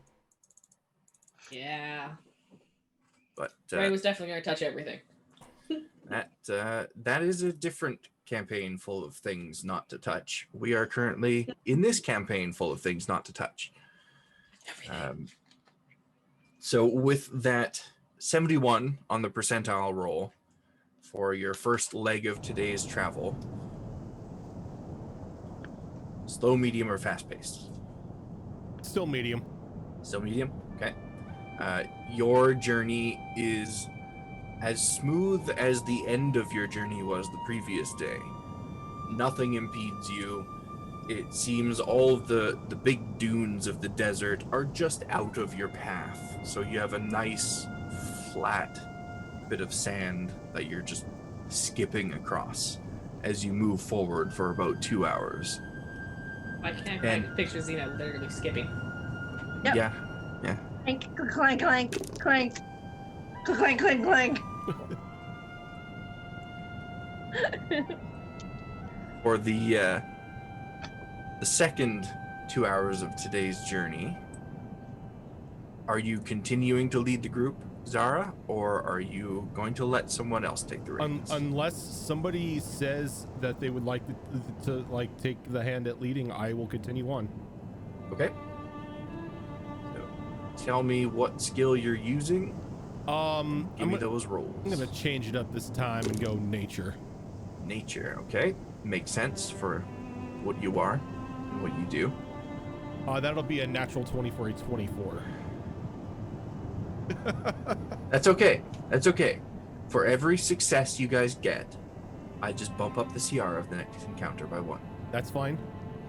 We're getting that black dragon, guys. Yes, we Getting are. there. You're getting there. So that's an outstanding roll. Literally the best you could have gotten. Go ahead and give me that percentile. 65. 65, okay. It's almost as if nature around you is bending to your will and making your travel easier. In the previous day, when you had such smooth travel, you gained like an extra half hour of travel. Today, because of those rolls, you've gained about an extra hour of travel. So in the past 2 hours, you've traveled the distance of 3 hours at normal pace with no penalties to any of your checks or anything like that. You're just gliding through this desert right now. And there are 2 more blocks of 2 hours of travel. So if you want to give me that next roll, if you're still leading. You guys fine with that? Yeah. All right. He's just not gonna argue. I'll go back to survival this time. Okay. This is Alright. going to be it. I can feel it. I rolled a 12 with a plus Okay. 7. That's 19. Okay. 64. 64. Okay. It's not as smooth as it has been, but you don't encounter any hostiles.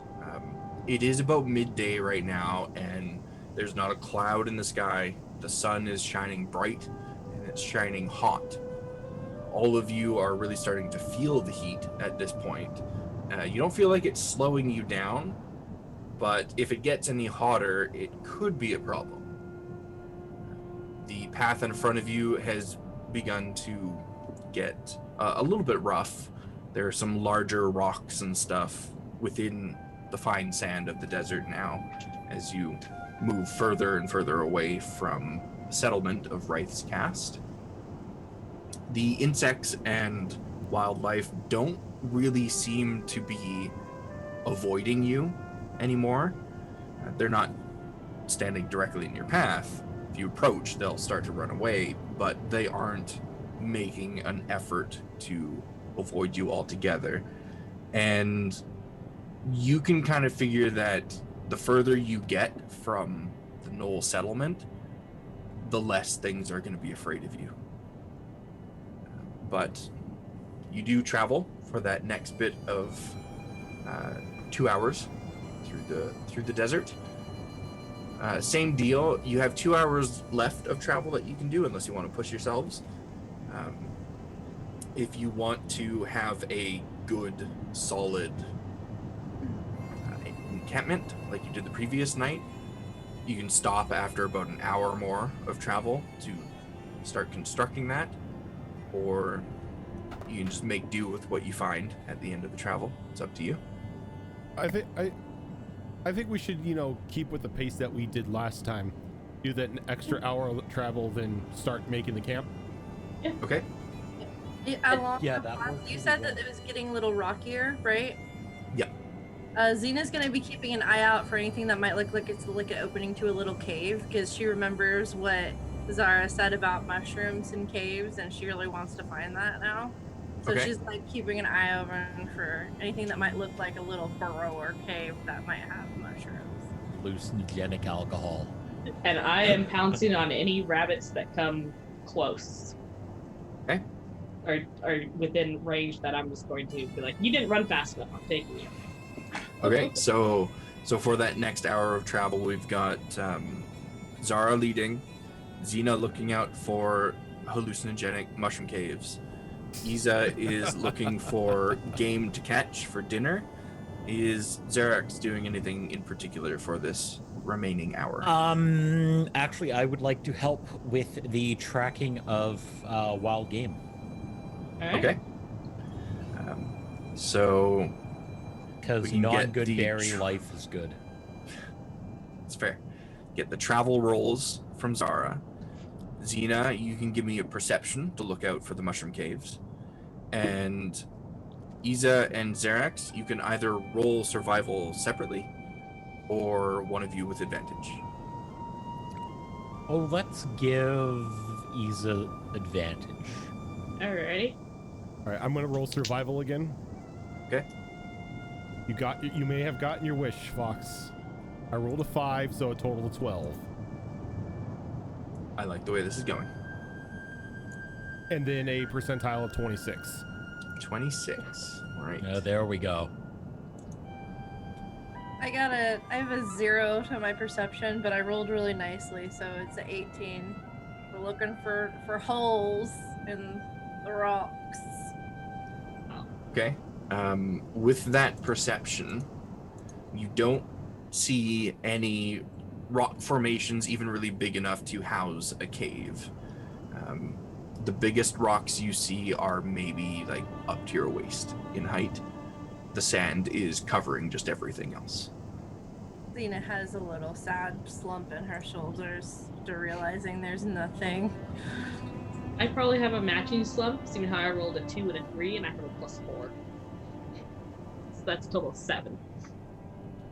That is a total of the 7. rolls are Now coming the in. rolls Yep. catch up to us. Yeah. However, you do have that background trait that allows you to gather food Yep. enough to feed your friends. Give me a perception roll for while you're out hunting. Going back to my good die. Perception. 21. 21. Okay, so you split off. You and Xerax split off a little bit from the rest of the group as you're looking for game, and you crest over the top of a particularly large dune that's just off the path that you guys are traveling, and you spot something sticking out of the sand about 150 feet away. At first glance, it appears to be a large stone statue of some sort of like humanoid jackal type creature. I want to point it out to Xerax. What do you think that is?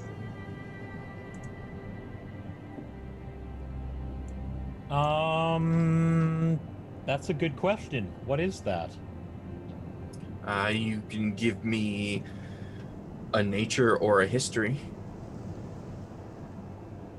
Let's go with nature for a total of 7. 7, okay. It looks like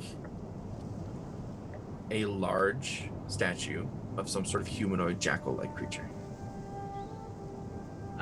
Is Okay. Zara and Xena within close enough range I can get their attention? Yeah, they're probably about 65, 70 feet away from you. Can I use my shield to try and reflect some light down into their path to make them look this way? Sure you can, or at least you can try. I will Give attempt to. me a performance roll. Fuck. Why does that have to be charisma based? Yeah, my passive perception ain't good. That is, I kid you not, another natural 20, but my performance is a -2. Okay. So 18. So, Zara and Xena, as you guys are moving along the path, suddenly there's this really bright light that's like flashing across your eyes and kind of blinding you a little bit. I was trying to go in front of them on the ground, but that works. Is that -2. -2? Yeah. Why are we being? What is this? Oh, Zara. I think she's trying to get our attention. Shall we over there? Apparently she doesn't know about yelling. Hey there! Let's go see Why what are she you wants. blinding us? Trying to avoid yelling in case anything else is around. Oh, sorry about that. We'll come to you. Oh wait, we should go to her. That seems logical. So what is the problem? Is there something to fight? Yes, was there a reason why you are blinding us to the light of this god-awful sun? I wasn't trying to blind you, but you got the job done. What do you guys think that is? And she's gonna point out the statue. It's a statue. But why is it here? Somebody probably built it. Maybe there's. She's gonna give a Check it out. withering stare towards Zara as she starts off towards the statue. I think it looks exciting. I think it looked exciting too. I'm scared, but yes. Let's check it out. Xena Sure. will forge ahead. Forge ahead, okay. Yeah, Zara's gonna follow behind, not really understanding the interest in a statue, but okay. As you approach the statue, you can get a better look at it now. The stone that it's made out of seems to be some sort of black material, not something that you've seen native to the desert before, but as Zael said, desert holds many mysteries. It has this kind of gold and blue painted headdress on and gold bands around the biceps of the statue as well. It is quite large. I'd say probably a good 14, 15 feet in height. And it is weather worn. The paint that is on it is cracked and flaked off. Bits of the statue are chipped away. But other than that, it looks like a strange statue. Now I'm trying to recall, did we get a map before we set out? You did not get one from Zael. I don't recall anyone picking up a map either. Okay. But No. I mean, if any of you have parchment and writing utensils, you could always start making a map. I don't have that. Would've been smart. Tina admires the outfit on the statue and takes her great axe and clunks it on the stone or see Okay. is that what happens. When you clunk your axe against the stone, I need you to make a dexterity save at disadvantage. Oh, Uh-oh.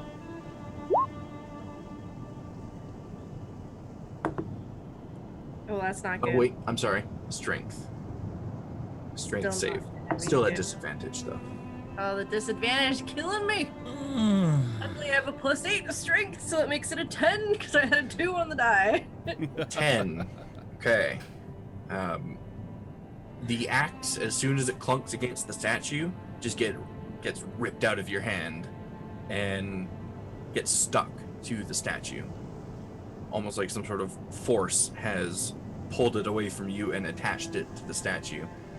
And then you hear the sound of like stone grinding on stone and a bit of dust and sand fall from the statue's shoulders as it turns to look at you. And I need everyone to roll initiative. It's not bad. Better than last time. I kept rolling really low on initiative.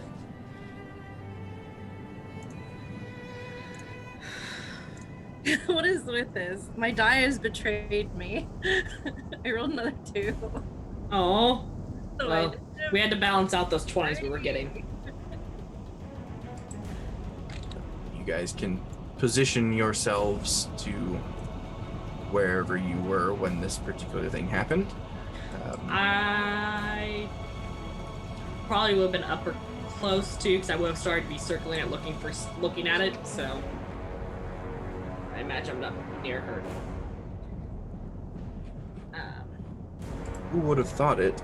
A giant stone has terrible dex. I'm assuming Xena kind of was almost immediate with that axe touch. Kieran, What? was Xena almost immediate with the axe touch? Was that kind of like the first thing she did right when she got there, or? Oh yeah, she walked right up to it, admired its outfit, and then it went clunk, clunk. Okay. So I didn't really have time to start circling, so I would probably be right next to you. And make sure your HP and everything is updated on your tokens so that it's at full. Yeah, mine is actually accurate. Mine was not, so thanks for the reminder.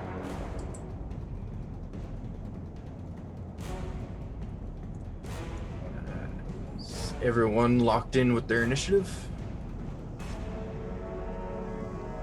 Yes? Oh, I guess I should look at what my. Sorry, I use D&D Beyond more than our character sheet. I know ours has the little decimal thingies. I don't know why. Why is that anyway? How come The our decimal, tiebreaker. it's a Tiebreakers. tiebreaker in case two people roll the same on their initiative to know which one goes first. It's And- literally your deck's hard number. Yeah, it's your dex score. Oh, okay. Mine just says initiative 1. It's not a point anything on it, so. You have to turn it on. It's a special Oh. thing. But if you take what your dex score is and you just add it in, so like my dex score is a 16. So that's why mine's always 0.16. 0.6. Oh, okay. So it's just gonna be point. Okay, so 0.1 or just the score itself. The so- score itself, The yeah. number itself. Okay. Thank you. Not a problem. 12. So this order here. Isa, looks like you are at the top of initiative as this statue rips the axe out of Xena's hands and turns to look down at her. And it looks Hey. aggressive. It doesn't look thrilled. Let's put it that way. Oh, it was 14 feet tall. Okay.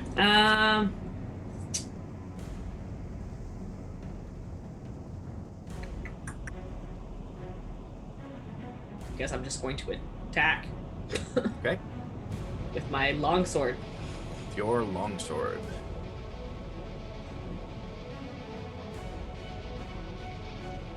That's not great. So that is 15. A 15 will hit. Okay. Good to know. That's good. 10 points of slashing damage. 10 points of slashing damage. Okay. That is a regular longsword, right? Yes.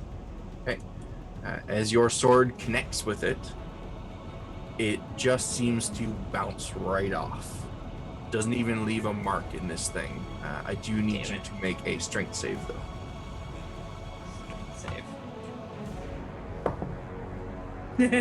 That's another natural 20 for a total of 27. Okay. The sword is not ripped from your hands. That could have been the attack, but the attack didn't seem to do anything. So, oh, I have anything. I guess I will attempt a claw. Drop the longsword, attempt to claw it as well. Okay. And the sword didn't do anything.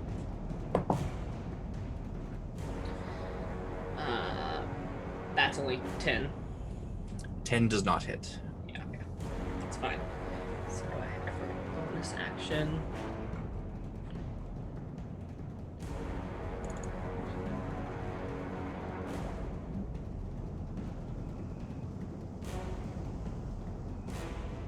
I think that's everything.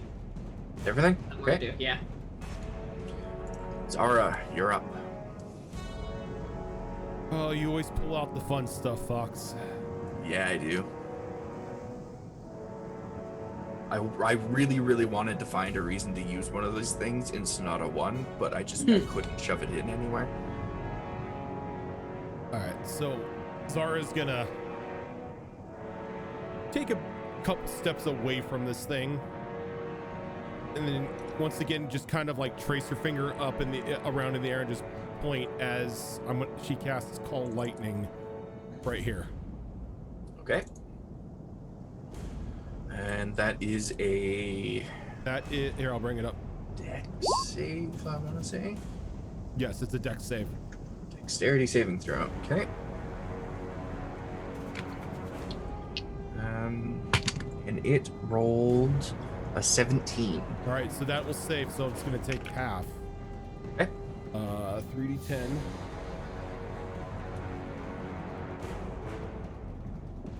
So that is going to be a total of 20 damage, so 10 to it. Okay. And it does appear to take that full 10. This isn't a Pokemon scenario where Pikachu can't beat Onyx without turning on the sprinklers. It takes the full 10. Yep. And then she's gonna move back the final 10 feet of her movement. It's probably wise. Just stay away from this thing. Probably wise. Okay. It is this thing's turn. And there are two targets in front of it, so let's see which one it goes for. It is gonna go for you, Isa. Okay. It brings up both of its stony fists kind of clenched together and just goes to bring them down right on top of you. Okay. It is going to roll a... it's probably not going to hit. 12 to hit. Nope. But I would like to use a security die to do... Oh, I cannot pronounce this one. It's the... When they miss you with a melee attack, you can use a reaction to spin a die and make a weapon attack. Melee weapon attack. Riposte? Yep, that's the one. Riposte. I can't pronounce it, so I'm not even gonna try. Riposte, riposte, Yep. riposte. Riposte, both are acceptable. I mean, it's all acceptable, but... No, riposte I will not accept. Riposte. That's canon now. So that's going to be another 15, so that does hit. Yep, that'll With- hit. My claws, because that's what I had out. Mm-hmm. So plus that's 7 points slashing damage. That I'm not sure is going to do anything. Oh, plus my superiority die. So another 3. Remind me about the race that I created. The claws aren't No, they're not in it magical. anyway, right? Okay. No. So you make contact, but just like with your sword, the scratch with your claws does not seem to leave any mark on this thing. Just a horrible screeching sound in our ears. Yeah, like very sharp claws across a very ancient chalkboard. Oof. And it will go ahead and make its second attack against you.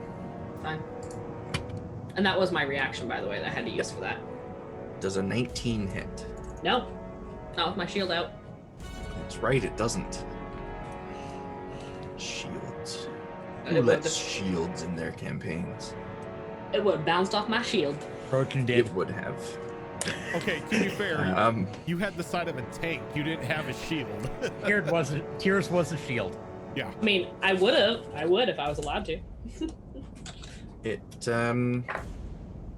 just gonna stand there. It's not gonna move. That will be the end of its turn. Zerax, you're up. Okay.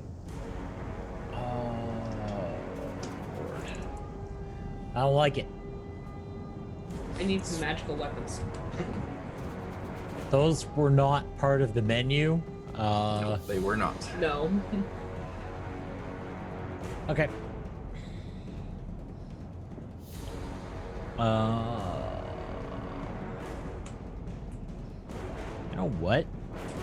You know what? I accept that. Hunter's mark. Put a little mark on it for you. What's an interesting one? Let's put that one on it. That's what I wanted it to show up. Okay. So you mark it with your hunter's mark.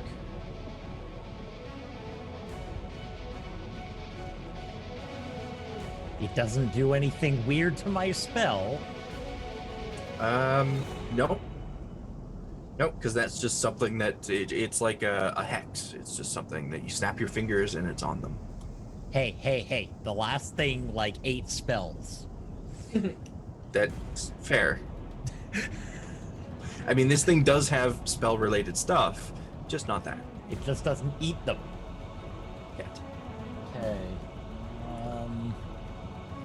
So with Great Axe, that is going to be a 20 to hit. Dirty 20. 20 to hit, that'll hit. So it's a D12. Plus Hunter's Mark adds a D6. Yep. Okay. Wow, that's some heavy damage. 16, 17, 18, 21 damage. And what did you roll on the d6? 5. 5, okay. Did a little bit of damage to it, not as much as you had hoped, but a little bit. I do need you to make a strength save, though. Okay. Dice, please.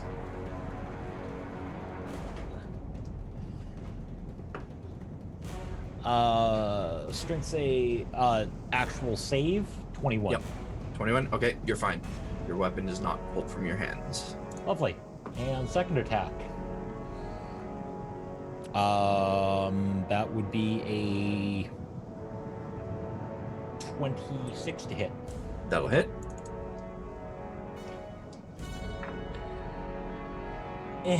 Not great. So that's 8 damage from the axe and 3 from the hunter's mark. 3 from the hunter's mark, okay. And a strength save as your axe connects with this thing. 20. You're good. You're good. Anything above a 20, you're good. A few things below the 20, you're still good. Yeah. There you go. Okay, so that brings us up to you, Xena. You are axeless, but standing before this thing. So Xena snarls and bares her teeth and just forms her paws into fists, her little painted gold paws. And she's gonna just start punching it. Well, she's gonna go into a rage first out of losing her axe. Be like, give me it back! That's a good thing to rage over. Yeah. Suplex the statue. Give a good insult, but I can't. I feel broken hands Big coming. dumb rock! I gotta think of a better insult. Ah!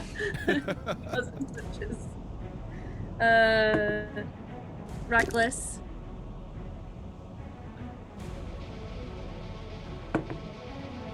Okay. So that would be 19 to hit 19 will hit. for the first attack.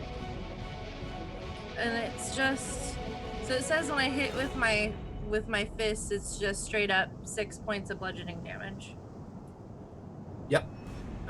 Just an attack like that, I believe, is 1 plus your strength mod, and your strength mod is 5, right? So that would be 6. Yeah. Great 6. So 6 points of bludgeoning damage. And winding up for that was my right, now for my left. Okay. Still reckless. Boxing with a statue out in the desert. I like it. Yep. Sounds like standard Gnoll training. Yeah, Yeah. sounds like any day Okay. ending in a Y for Knowles. 30, 20. 30, 20. That'll hit. And that's another 6 points bludgeoning. Okay. It is perhaps not having the effect that you want it to as far as damage goes, but it certainly gets this thing's attention. Whether that was your punching it or your insult, not quite sure. But it is looking directly at you now. She And- snarls back. After that round, unless you have any movement that you want to do,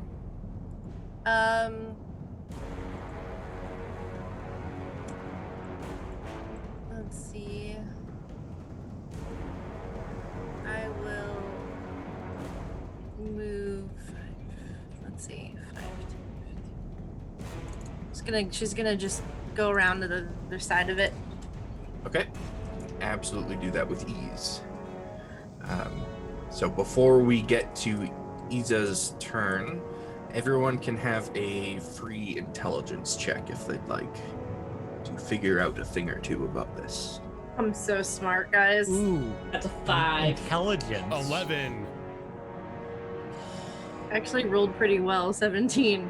You sure I can't make that off of perception or survival? Just straight intelligence. Got 17. Feeling smart 15. today. 15. 15, okay. So Xena and Xerax, both of you, after having seen all of the blows to it, kind of notice that your weapons and your regular attacks don't seem to be phasing this thing at all. But the Hunter's Mark seemed to do a touch of damage to it, and then also Zara's magical attacks definitely hit home. Shout out. My punches are doing nothing. Use magic of any breed you can. I got no magic. Didn't you light yourself on fire last time? That's very little magic. Better than no magic. Speaking of no magic, Iza, it's your turn. Since they called it out, I'm going to spend my action trying to investigate the statue for any writing. Okay. And I will walk around it, to kind of passing by Xena and coming around over here by Xerax as I investigate it. Okay. Give me an investigation check. 13. 13. What languages do you speak? Common, Gnollish, and Dwarven. Okay. You see some runes carved into the plinth that this thing is standing on. Yeah. Most of them are covered up by sand that has blown up against it, but they aren't runes that you recognize. But there's definitely something carved into it. I will call out to the group. It says something down here if anyone can read it. I can't. And Other than that, I'm more bring my shield up and just ready myself. Okay. Probably wise. Zara, you're up. Well, I was instructed to throw magic at it, so this time I'm gonna have the lightning strike here, and it's gotta Okay. give me another dexterity saving throw. Ooh, that is not a good roll from it, even though it was rolling with advantage. That's an 8. That will not make it. That will not. So it's going to take 16 points of lightning damage. 16. Good hit. The lightning strikes down right near this thing. And the force of that bolt seems to knock chips and dust off of this thing, blow it out across the desert. It's definitely taken some damage from it. How are my companions looking? Your damage-wise? companions are looking great. Okay. So I will not cast any healing spells. I will not move. That's going to end my turn. Okay. It is this thing's turn, and it has 3 targets this time, although Xena did make fun of it. So Who knew a Poorly, statue had though. feelings? apparently this one does, according to the dice. It is turned its attention fully on Xena, and similarly to what it tried to do to Iza, it brings its hands up in a big fist and tries to bring them right down on top of her. Does a 23 hit. Yeah.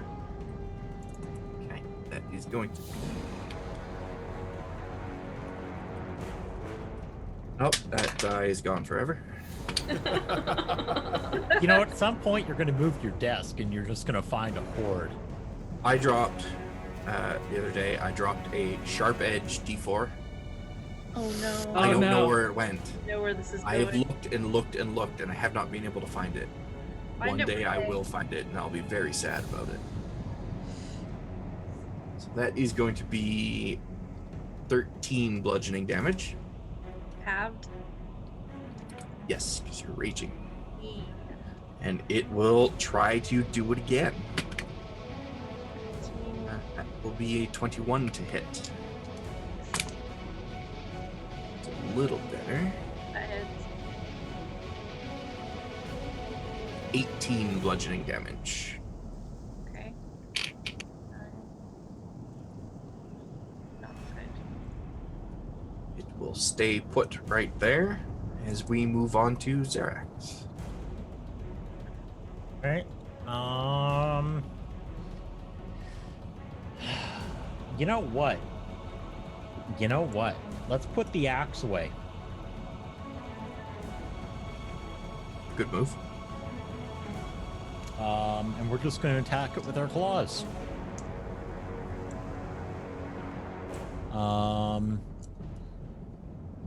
Yeah. Where this is going. We I determined our don't- claws were not magical, by the way. I don't care about that Okay. because I'm Yeah, hunter's 'cause you- marking it. He's got the Hunter's Mark, which doesn't technically specify that it's magical damage. It just adds to the weapon damage, but you're You getting would the think extra it was damage magic from from- a spell. So Yeah. for this, I'm counting it. I don't think a 11 is going to hit. An 11 will not hit. That probably will though. That's 25. That'll hit. And claws are what, a d6?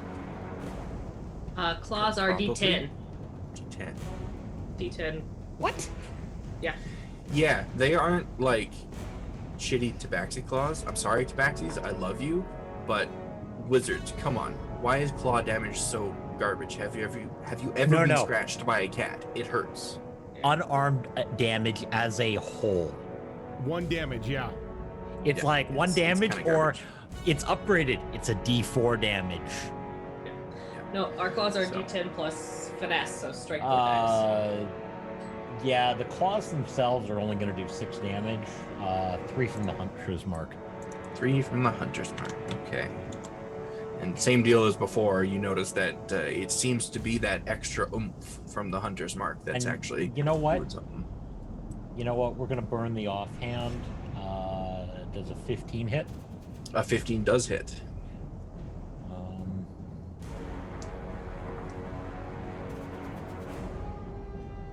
8 from the claws and 6 from the hunter's mark. Nice rolls. Okay. Things looking a little bit crumblier than it was when you first approached it. It's still standing strong, but you guys have worn it down a little bit. Any movement or anything from you? Where is... You know what? I'm going to give Xena a little bit more room so she can light herself on fire.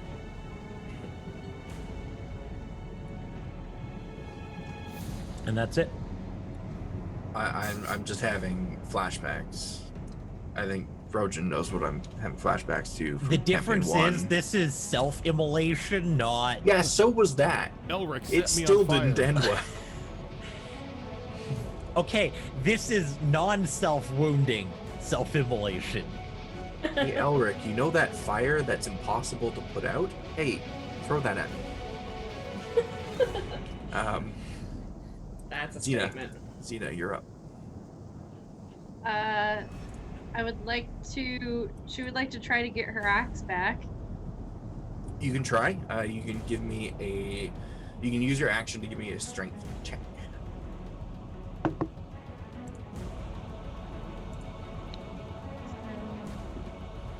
A strength check. Yep. So 15.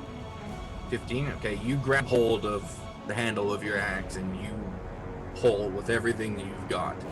And it feels like this axe is attached to this guy. Like it's a part of him that isn't meant to come off.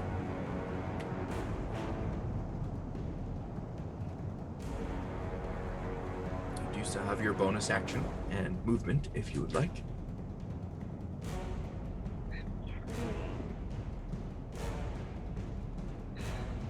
I'm gonna try again. Okay. My bonus action to pull my axe free. Okay. You can give me that strength check. Bracing herself. Okay, that's a nat 20. That's a nat 20. A nat Okay. 20 for a total of 25. Total of 25. Okay. Unless you let me do athletics, then it's 28. Nat 20 is a nat 20, I'll say.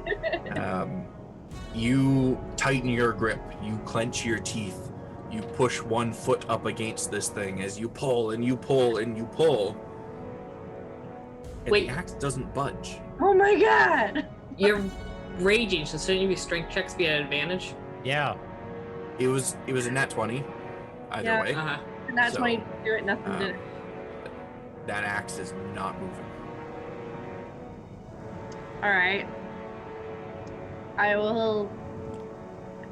gonna take my shield out. No, I can't. I'm out of actions, I think.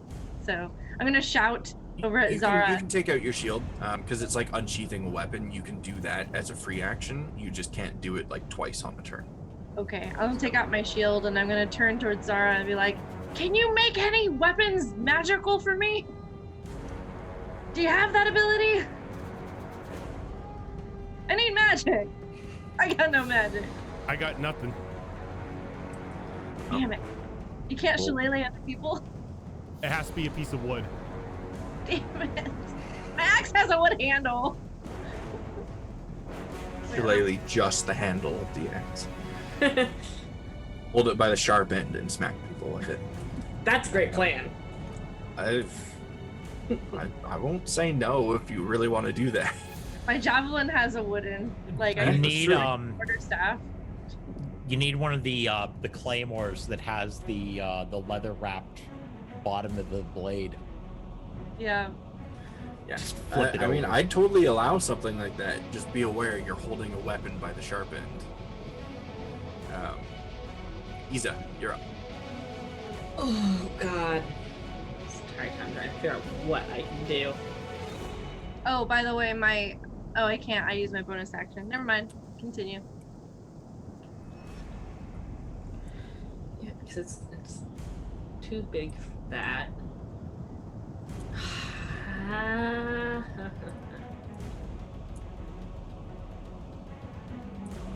There's really nothing I can do.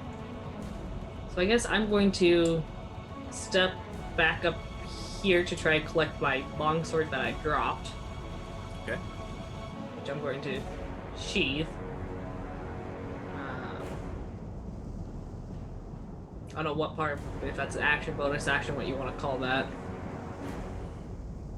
I mean, technically, you'd have to use your action That's fine. to sheath it after you've picked it up already. That's fine. But, I mean, if you're not going to be doing any attacks or anything, then just I use your don't- action to do it. Why not? My attacks aren't going to do anything to it, so why attack it? That's fair. And does attention still seems to be on... Yeah, she's got... Does it still seem to be on names? Xena?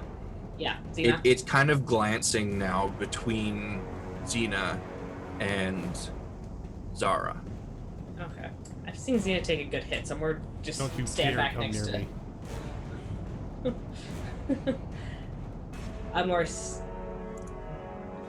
stand here by yeah, names. I'm more stand over here where I put my token. Okay. That's it. Zara. Zara, you're up. Can I tell that it's looking at me? Yeah, I think so. You're Okay, all focused on I this don't. thing. I don't like that. No, I'm having flashbacks of Squid Head over here. What's the range on this thing? Oh, 120 feet. I'm still good. All right. So I'm gonna run 30 feet away, putting a little bit more distance between us. good move. And then I'm gonna direct my lightning to strike here this time. That way, Okay. only it's caught in the blast radius. That's more like it. That's a 17. All right, so it's gonna take half of this. So that is a total of 14, so 7 lightning. 7 lightning. Okay. Blow a few more chunks off of its shoulders and the sharp edges of its plinth as your lightning strikes true. Anything else on your turn? Nope. Nope. Okay. So now, this thing's turn.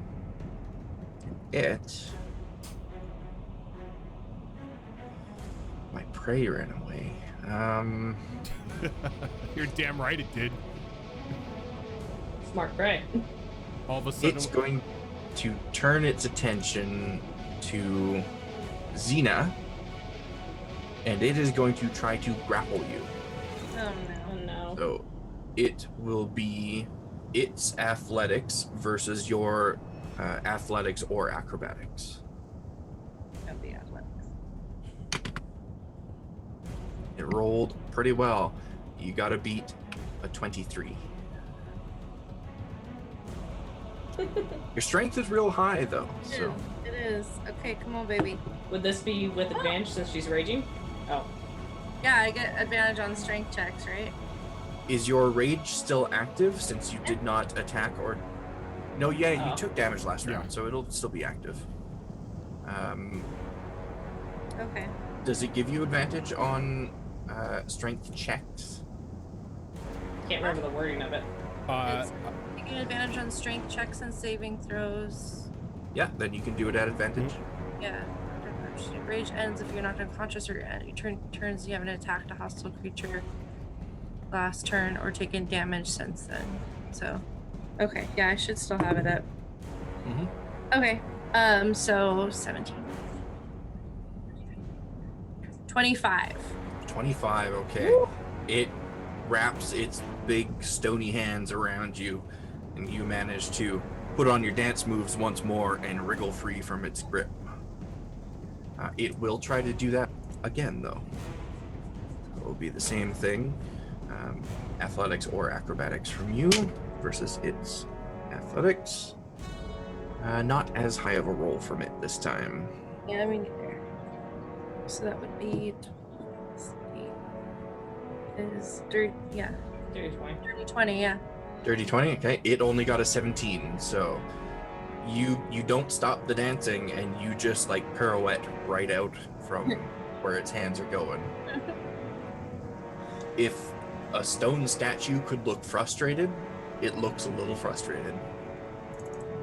And it is going to use its movement, which unfortunately is only 20 feet, and move 20 to there. Opportunity attacks for whoever wants to take them.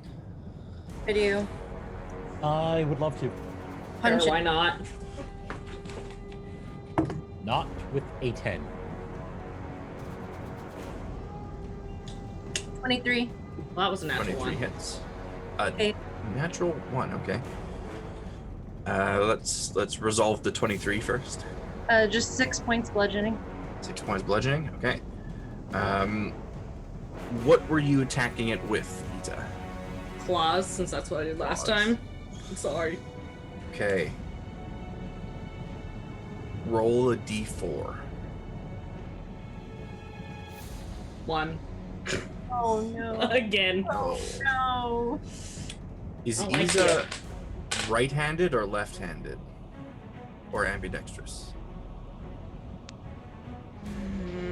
See, I imagine her to be left-handed. Left-handed? Okay. So I assume you probably would have used your dominant hand to try to attack this thing. Makes most sense. You do connect with it with your attack, but you connect with like its leg just as it's stepping off of its plinth and stepping forward, so it kind of kicks your hand as it's moving. And have you ever reached for something and misjudged the distance and you just like slam the tips of your fingers into the wall or something? Yep. It's that, but with your claws. And the claw on your index finger, on your dominant hand, breaks. It's probably a yeah. Yep. For the next 4 hours, your attacks are at disadvantage with that hand. And it continues moving. Its plinth still where it was standing. Let me mark that there for anyone that cares. Be right there. And that will be the end of its turn. Zerax, you're up. Oh, okay. Oi, I am not done with you, sir.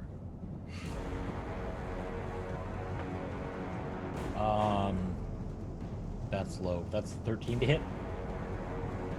13 will not hit. Okay. How about an 18? An 18 will hit. Okay.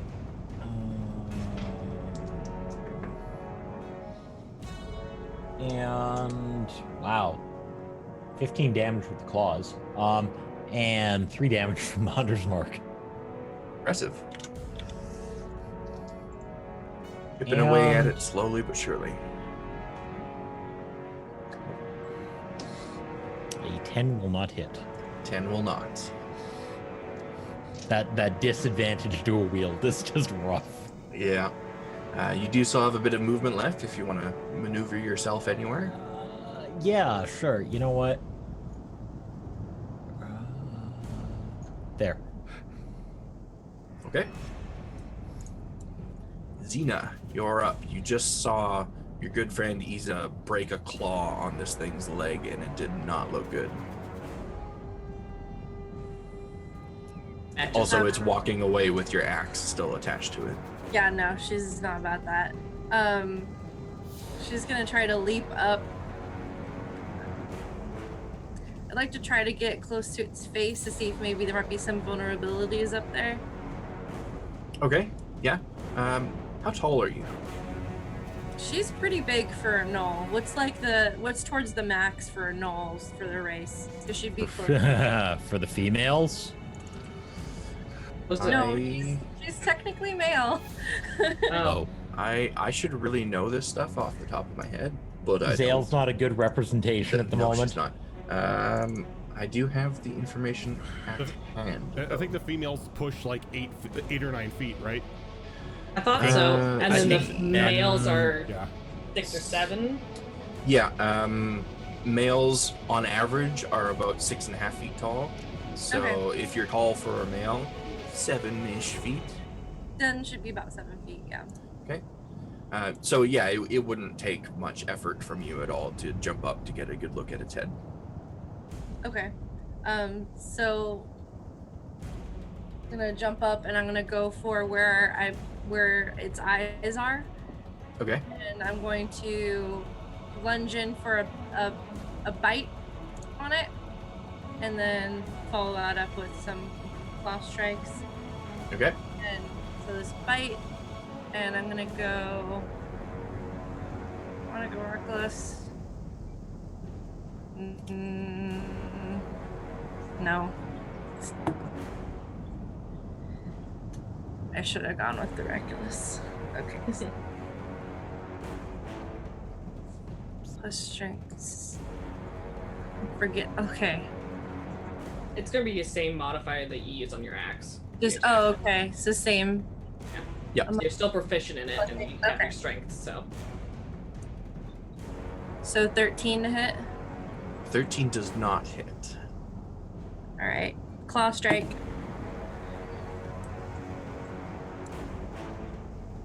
Uh, 23 to hit, clawing at its eyes. 23 will hit. Okay. So claws are 1d4 plus your strength modifier. Claws are 1d10 10. Oh, right. You plus your enhanced strength modifier. it. 10.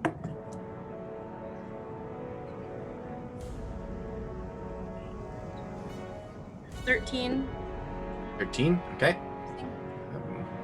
It doesn't seem to be really doing anything to it, as you probably expected. However, you do notice as you get pretty close to its face that its eyes seem to be made entirely of solid gold orbs, which is kind of neat. Yeah, that's neat. She kind of goes like, thinks in her head like, that's really pretty. But I'm really mad at you. Still raging like, but kind of shiny. And I'm gonna bonus. So that was my 2 attacks. Yep. And then I'm gonna bonus action my storm effects. So Okay.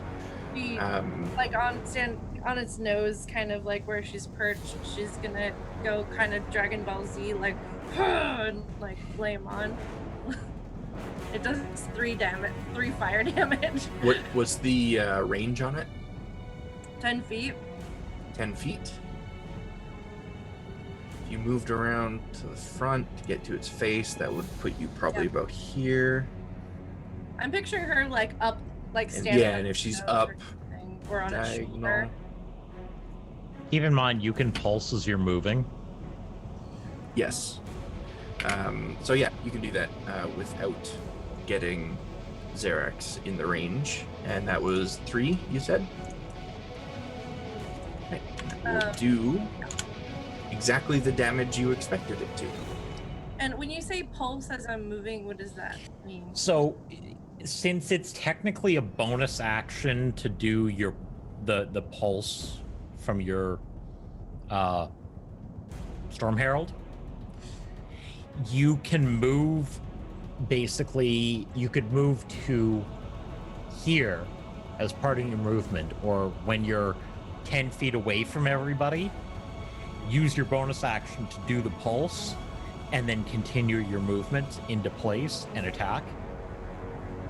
So it allows you to move around the battlefield, pulse without hitting anyone, and then continue what you were doing without consequence.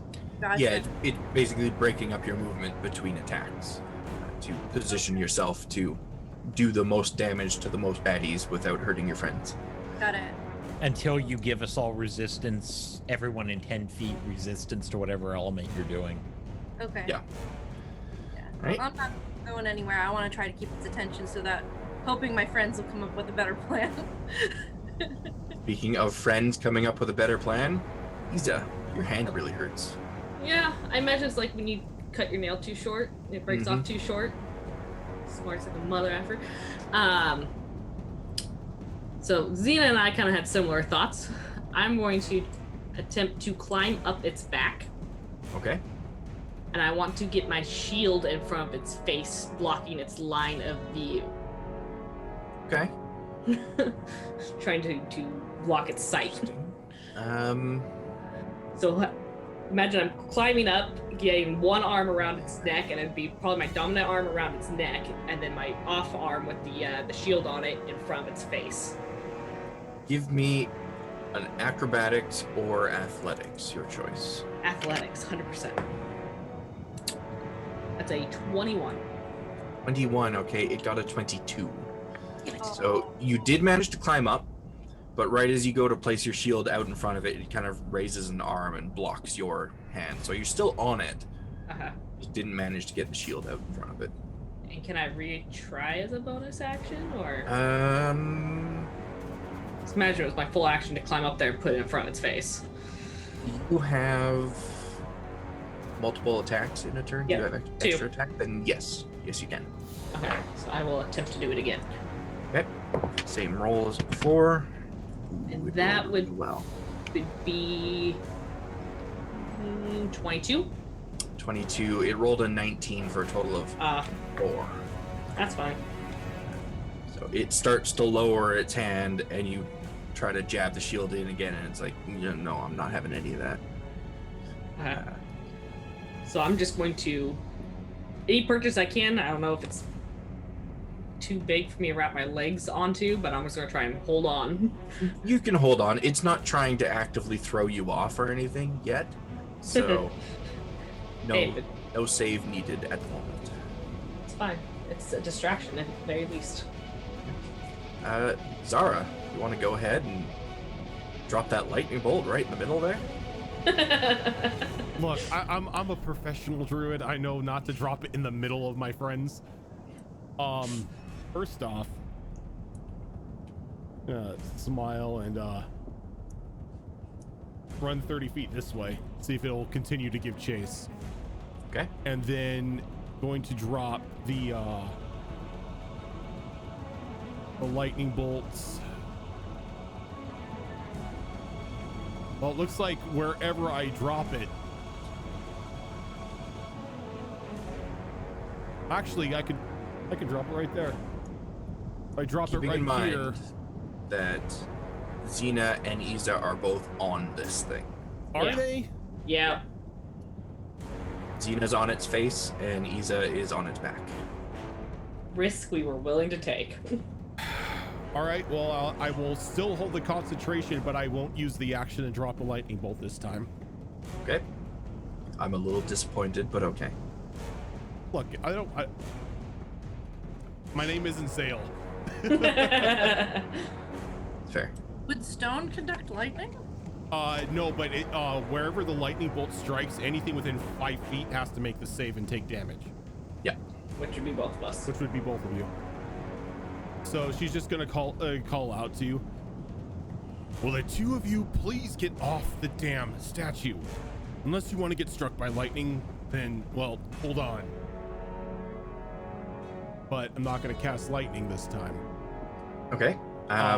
Instead, I am going to use Produce Flame. Actually, I can't because Produce Flame is 30 feet. That's right.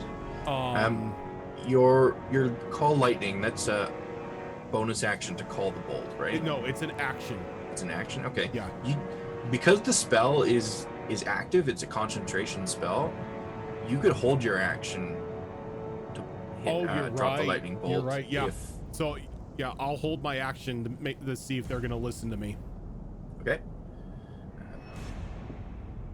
In that case, it is the pillar's turn. Where's my tool? There's my tool. You and your feet. You and your feet. It is going to get down in like the sprinter's position.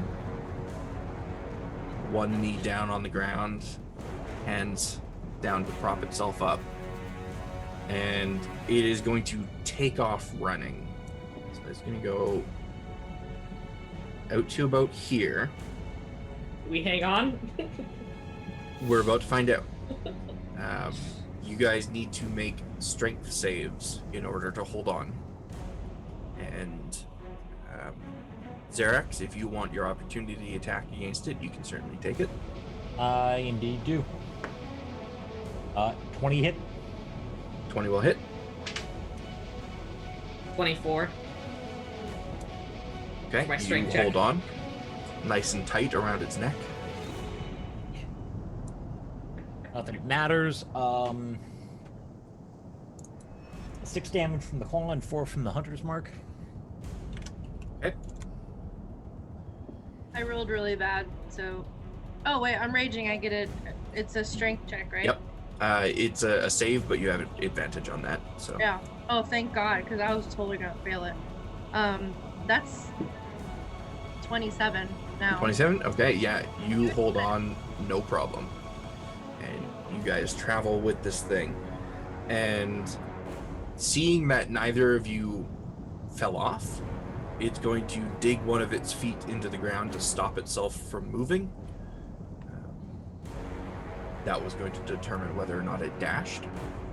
Held on, so it did not dash. Stays put, stands up tall, reaches down, and pulls Xena's axe off of it. Oh, shh. It looks directly at Zara, pulls the axe back, and just hurls it. I use my. I don't know if this. Oh, I'm not within range. Never mind. That does work. Does a 15 hit you? Nope.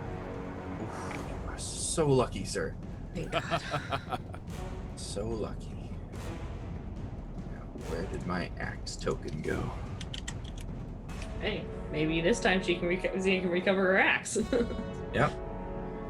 So it hurls the axe at you, and it goes wide. Misses you. That is a stretched out axe. There we go. Barely missed me, by the way. My AC 16. Okay, if it barely missed you, then it will only go to about there. It won't fall too far from you. It was distracted by the gnoll on its face and the gnoll on the back of its head, and just missed its target. It's looking a little frustrated, so it is going to go ahead. Is it going to do this? Because this is really stupid. Let's make an intelligence check. Rolled a -1. Okay, it's really stupid. It's going to try to punch at Xena. So it's gonna like punch itself in the face if it misses. Stop it yourself. Stop it yourself. I love it. Hopefully we can take this check. There's a 21 hit. Yes. Okay. Sword is gonna. Oh. You are going to take Darn it. 18 bludgeoning damage as you get squished between its fist and its face.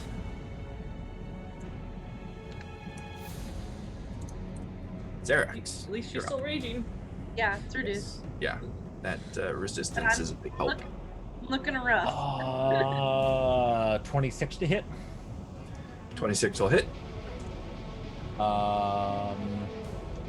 11 damage from the claws, 5 from the mark. Okay. 13 to hit. 13 will miss. With disadvantage, that's 23 to hit. That'll certainly hit. Which is one of those and one of those. 12 from the claws, 6 from the hunter's mark. 6 from the hunter's mark. Very nice. As you connect with this thing using your claws, you seem to find some purchase in it a bit, in the back of its legs. as your claws dig in and cracks just splinter out from there, all across its legs and lower back. It's still up, but you're definitely doing damage to it now. And I assume you came up behind it there. Yes, right about there. Okay. Xena, you're on its face. So I'm gonna bonus action flame on, Okay. That's flare up, 3. and I'm gonna make my way down while I'm burning it, and then I'll pulse it when I'm down close to my buddy. I don't want to hurt her if she's anywhere around me. Yeah, I think you can do that. So basically, I'll wait for opportune time to pulse it to where she's not in that area. And then This thing's big enough, and there's enough of a distance between the two of you that you can manage that. Okay. I'm gonna use my action to disengage, Okay. so I don't take an attack of opportunity, and I'm going to move away from it because the druid said you wanted to do lightning, so I'm trying to be a good teammate because that's what she's all about. Okay. Kind of back up a bit. Let's see, I have 5. Where'd my axe go? Your axe is right over here, just behind Zara. Well, it probably took me like, what, 5 feet to get down, or 10 feet to get off this? Say about 5 feet, Okay. given how tall you are and how tall it is. 10, 15, 20, 25, 30, Don't forget you get an extra 40. 10 feet for reposition, which is when you disengage. Yep. You get to add an increased 10. Oh, Yeah. Racial ability of the Gnolls. Yep. there we go. And I retrieve my axe. Okay. Good turn. Iza, I'm you are going on to. its back. Xena has fled as per Zara's instruction. I'm going to attempt to make eye contact with Zara. If I can manage it, I will give her a nod as if I'm giving consent Okay. for her to do what she needs to do. What is your passive insight, Zara? My passive insight? Yeah, it's like rarely ever used, but it's just 10 plus your insight mod. Plus my insight mod. That'd be 14. 14? Okay, you're fairly confident that you just got the okay to electrocute your friend. All right, so Xena, since she's here, she's like, you're probably just gonna hear, all right, suit yourself. And Yep, since and- I have that since I Yep. was delaying my action, I'm gonna call Your a held lightning action bolt goes down. off. I'm gonna call Okay. it down here. Okay. It will make a dex save, and Iza, you need to make a dex save as well. Rolled a 4. I'm fine with that. I'm not. It had advantage. So Roll a that 3 would and a 5. be Dex save. A dex save. Yep. A 17. All right, so you're gonna make it so you only take half damage. And then I can actually get my shield in between. I don't know if this works with the metal shield. Since it's lightning, if you want to make a call, Fox. But part of the Shield Master feat I took is Shield Master Evasion, which is if I'm subject to effect that allows you to make a dexterity saving throw and only take half damage, you can use a reaction to take no damage if you succeed on a saving throw, interposing your shield between yourself and the source of the effect. And I'm also hanging on to a giant statue, so there's Would issues say there. you can make the choice between doing that to negate the damage entirely and falling off of the statue, or staying on the statue. No, I'm staying on. Okay. And you'll take the half damage. That's fine. So that's gonna be a total of 20 lightning damage. So 10 20 for lightning damage. 10 for the half. That's tough. That's fine. You see the cracks that started to form around his legs and lower back just immediately spread across its entire body. And for a brief second, light generated by this lightning pulses from these cracks. It's about to explode or crumble or something, but it manages to hold itself together. And Isa, you have your turn now, I guess, since that was his held action. I'm still going to attempt to get my shield in front of its face. Trying to Okay. block its vision. That will be the athletics or acrobatics versus its athletics. And it rolled a 19 on the die again for 24. I also rolled 19 on the die. That's 26. Oh, okay. So it's momentarily distracted by nearly falling to pieces. Does not put its arm up in time to block your shield, and you manage to bring it down and then bring your other arm around underneath its neck and hold on to your Yeah. hand. So the shield's just completely blocking its face. And that is my turn. I am just holding that there. Oh, right. actually, I will attempt to bite it one more time. Okay. You know, Just nibble on its because. ear. Yeah. Oh, doubt I this always works. forget we 14? can bite. 14 matches, so it's a hit. Oh, awesome. 6. Which is a 6 plus 4, so 10 total damage. Its ear is very dry and dusty.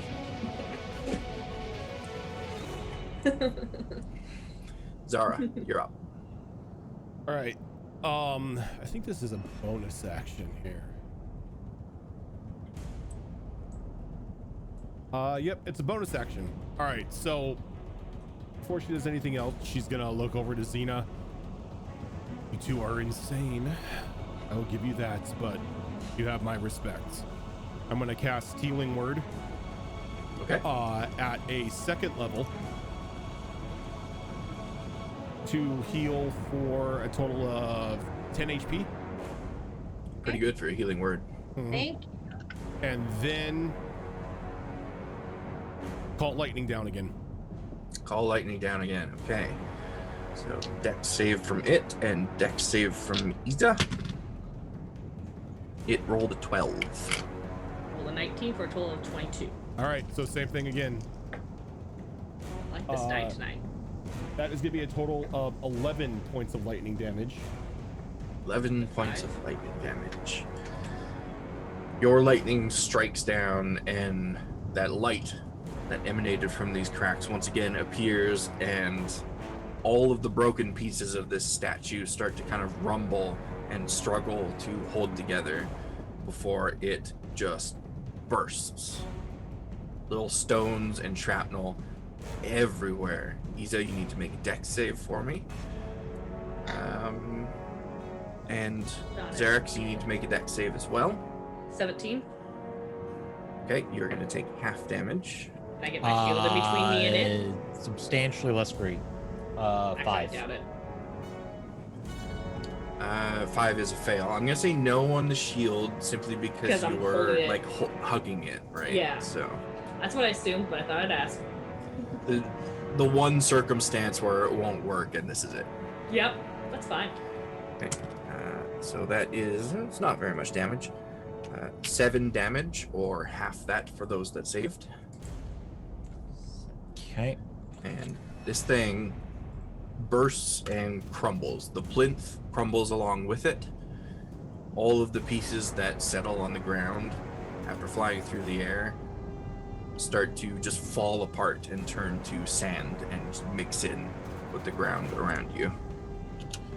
And once it's finished, there's no real sign that this thing ever existed.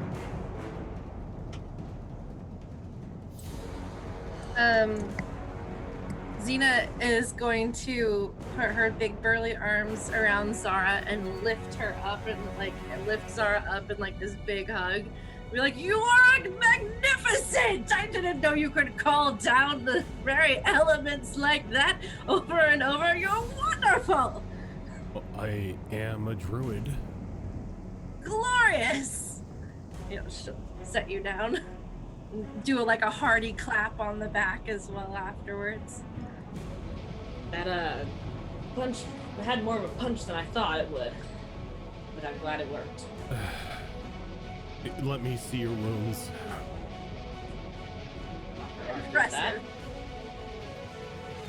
How bad is Isa looking? I'm down. That's 18 points. Okay. Gonna cast Cure Wounds on Iza. Okay. Ooh, for max, so a total of 12. Awesome. You know what? That's pretty darn cool. That's close enough to full to be good enough. How is Xena doing? Feeling all right now. She's down by about 15, 14. I have a thing for that. Hold on to that.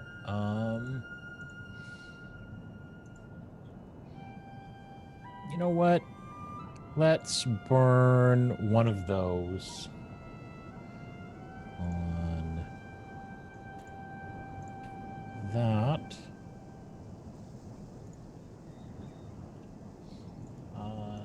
Yes, I would like to cast it at that level. I will get you proper numbers.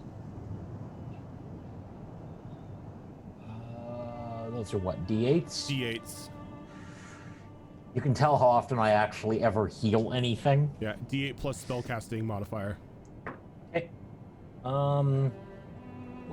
Okay. 12, 13, 14, 15 hit points back. Wow, I'm up to full. Nice. Nice. Look at that. Ranger doing heals. Xena, what is your passive perception? Not good. 10. DC is 10. So your passive perception is high enough. You, as you're getting healed, remember the glint of this thing's golden eyes, and looking over at where it stood, you see two little shiny mounds covered in a little bit of sand. Yeah, I'll rush over there and recover them, take a look at them. And they are two globes about baseball sized of solid gold. Oh, Scar! Look! And I'll put them in front of my eyes and go like, do like a little. I don't think those will fit. I wouldn't want them to, but maybe they'd make some nice, I don't know, what do you think? Earrings? Tad heavy. They are quite heavy. Pauldrons, maybe? Well, we can sell them. Now, normally I would give a gold value attached to stuff like this, but since gnolls don't really have any need for gold value, they just prefer gold as it is, I will not tell you the value unless it actually comes up. Okay, then she probably wouldn't have said anything about selling them if that's not really how they think. So Trade, yes. Sell, no. yeah. Or you can just use them as trophies. Yeah, she'll just continue to be like thinking about areas that she might. Maybe if we melt them down. Make good earrings. Kind of heavy.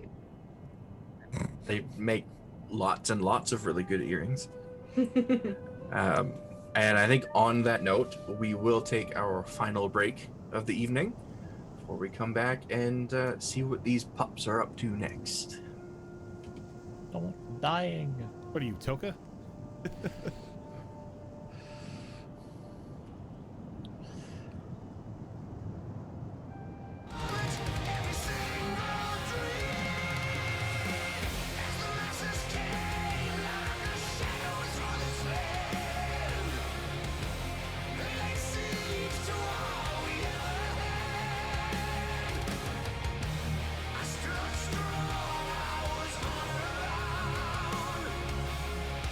Stand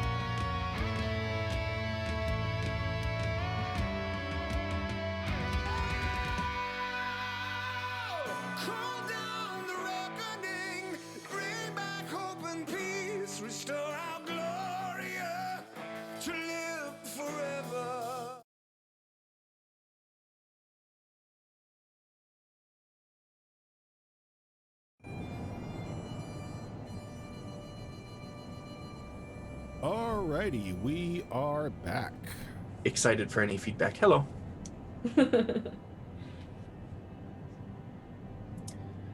So, you guys dispatched the statue.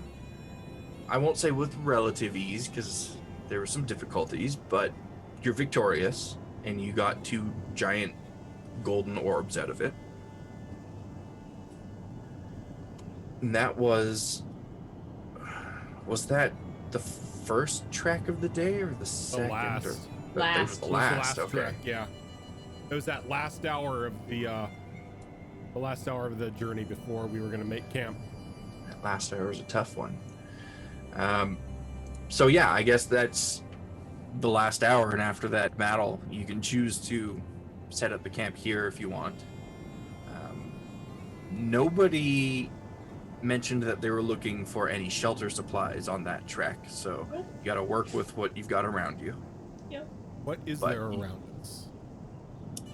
There's some old dried out wood from some small dagger trees. There's some shrubs in the ground. Nothing big and solid like you had the previous night that you could make a full-sized teepee or yurt out of, but Shrubs, you say? there are shrubs. Are they alive? Yes. Ooh. Okay. So I can at least provide a little bit of cover for us. You could. And this battle did occur on the other side of a large dune, so perhaps the dune will provide a bit of cover from wind and stuff as well. Okay. So it's gonna take me 10 minutes. Can you ritual cast Plant growth, I Right. believe so. yeah, okay. Like half the druid stuff is ritual, which is great. So while that's being ritual cast, we never did do the rolls for your hunting, Isa. So if you want to do a survival roll, you can go ahead and do that.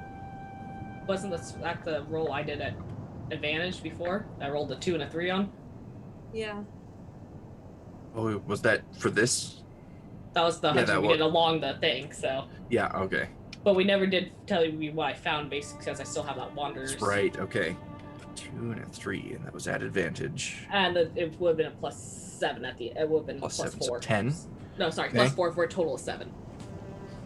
Sorry. Total of 7. I worded that wrong. Okay. You managed to find 6 palm-sized desert rats. They look like kind of like a squirrel, but with less fur and a more kind of spindly, bony tail. It's not gonna be a full stomach, but it'll be enough sustenance. So I'm going to present the rats to Xena. See what she can make do with that, with what else we have in stores. I think skewers for these. I was thinking the same thing. We'll do some kebabs. Zara, you got any more of those mushrooms to add to our kebabs? You give me, well, I've got 6 here. If you need more, you give me 10 minutes, I can make another 10. No, these will be good. Attach those to a stick and make a little, like, out of what little dry brush we have, we'll make a little fire with the little sticks laying over, kind of sticking. Like when you go camping, you stick it in the ground, it's like over the fire a little bit to heat it up and cook it. You can find enough twigs and sticks around the area to do that. Yeah. And I'm gonna just kind of braise it with some of the seasoning that I have, kind of do after kind of cleaning the rat up, obviously, like taking the skin off and stuff like that, getting the meat chunks onto the skewer with the mushrooms, and kind of putting like the spice rub on the meat and putting those skewers in, stick it in. And probably very quietly, Xena's going to go, can you add the liver to those too? Oh, yes, of course. Source of iron. Yeah. I'm going to then check my hides, see if they are dry. Okay. Yeah, they're coming along nicely. If you prop them up by the fire tonight, assuming you guys have a fire throughout the whole night, by morning, they might be dry enough to hold water. So I'm going to probably tend to the fire then. Okay. With the plant overgrowth, I'm gonna leave it like a 30-foot area around for us, like in the center of it, to not grow. We have room to move, but everything else is gonna grow up around us. Okay. Yeah. The plants that are native to this particular area, they are kind of like spindly desert tundra type plants, and they have enough leaf on them that they will provide you both visual cover and decent cover from the wind. And if anything tries to walk through them, it'll definitely make some rustling noise. So you'll have a kind of natural alarm, if you will. Xerax, while plants are growing, the food is cooking, anything that you're up to? Yeah, making sure we don't get randomly attacked, as I am Watcher Gnoll, apparently. Give me a perception check.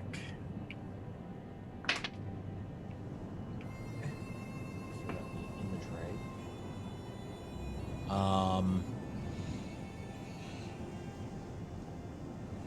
7. 7. Okay. It's really distracting watching these plants grow all around you. That's fair. You can see the surface of the sand kind of bumping up and moving as the roots glide through the ground and plants start to spring up. And you notice about 5 feet away from you that as one of the plants starts to emerge from the sand, it pushes like a little gecko up out of the ground. with it, and the gecko looks thoroughly alarmed and confused and scurries off, and that's about all you see. So we've got a bit of natural cover here. You've got your fire going. Your skins are propped up to dry. Your rats are cooking. The evening is yours before food and sleep. If there's anything any of you want to do.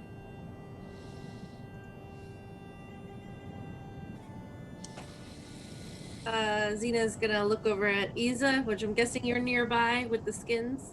Yeah, she's tending the fire, trying to make sure the skins are getting dried out.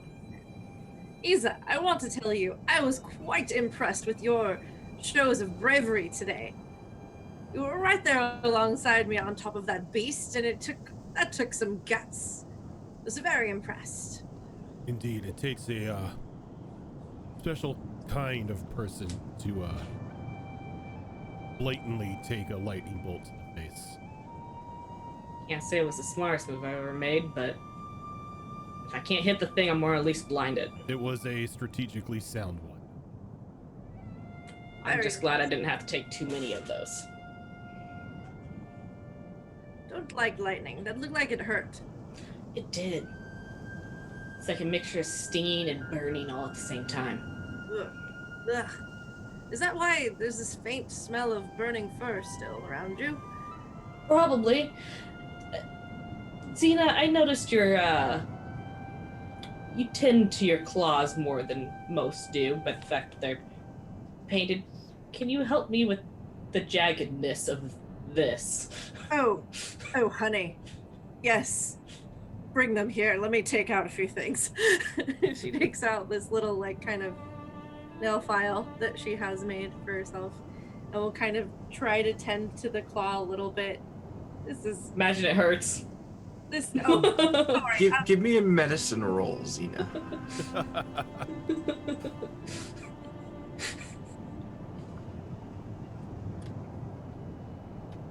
Come on. That's what I expected it was going to be. A 10.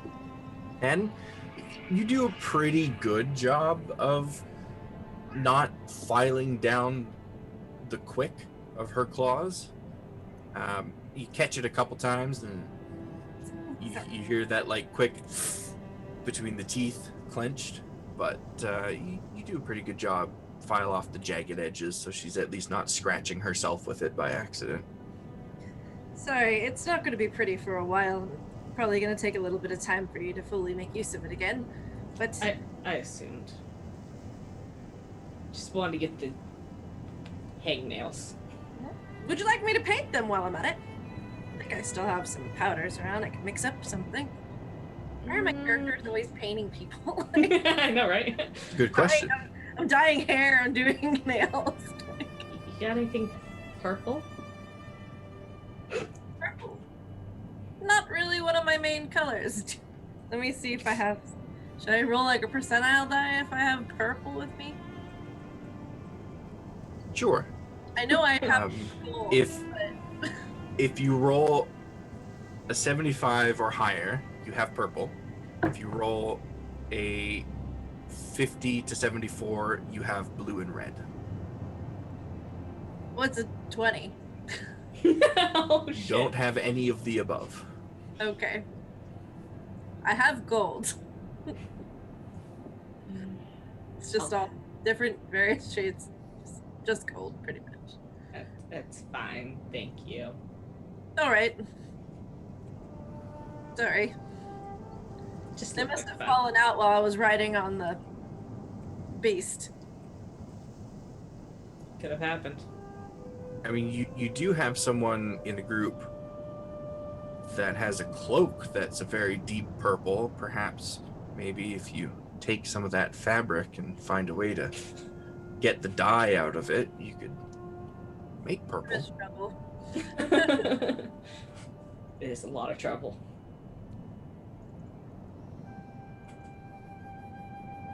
Zara and Zarax, is there anything that you two are up to this evening?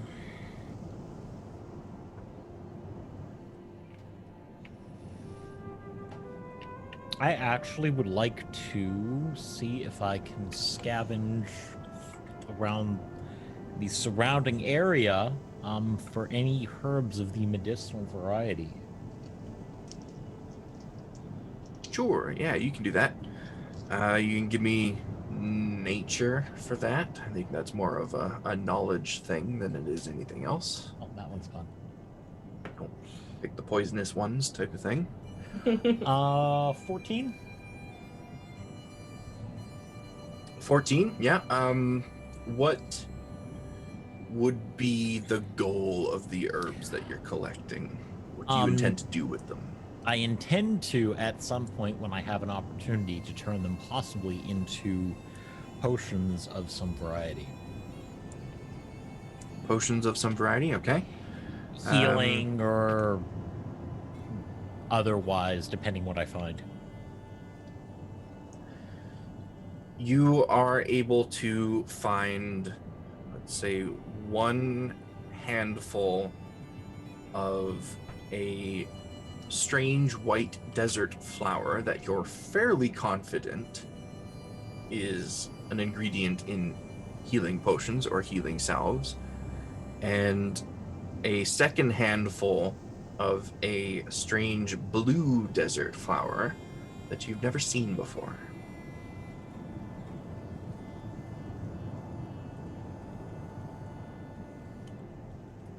Now, when you're going around collecting this stuff, are you going up onto or beyond that large dune that you guys crossed before the battle? I would basically try to stay within line of sight of everybody else, so maybe hugging the upper ridge if at all possible.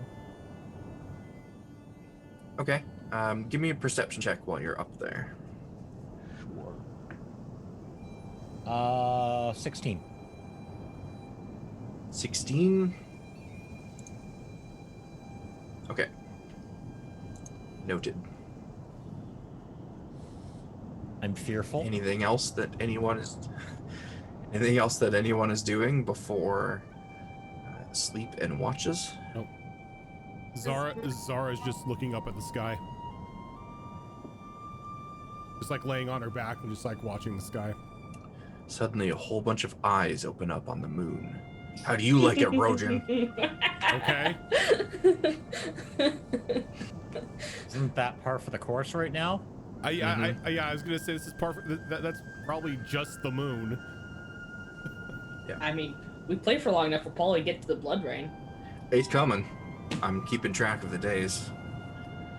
There are several events from Tuesday that will be happening fairly soon. Okay. Who's taking first watch? If you guys are taking watches at all. Take first watch again. I will take Okay. second. I'll take third. All right, you go ahead and take third. I'll take fourth if needed. Okay, Castor can have a nap. that's fair. You can take third. It's okay. You didn't Okay. get to take a watch last time. Alrighty. All right, so we will start with Isa.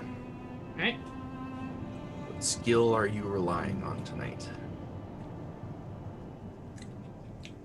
We'll go survival. Survival, okay. Oh, that's not a good roll. Soul 6. 6, okay. Now give me that percentile. Come on, percentiles make this up to me. No. 16. 6 and 16. Sorry, guys. Okay. I mean, things happen. Things are. Can't all be great rolls tonight. Rocks fall, people die.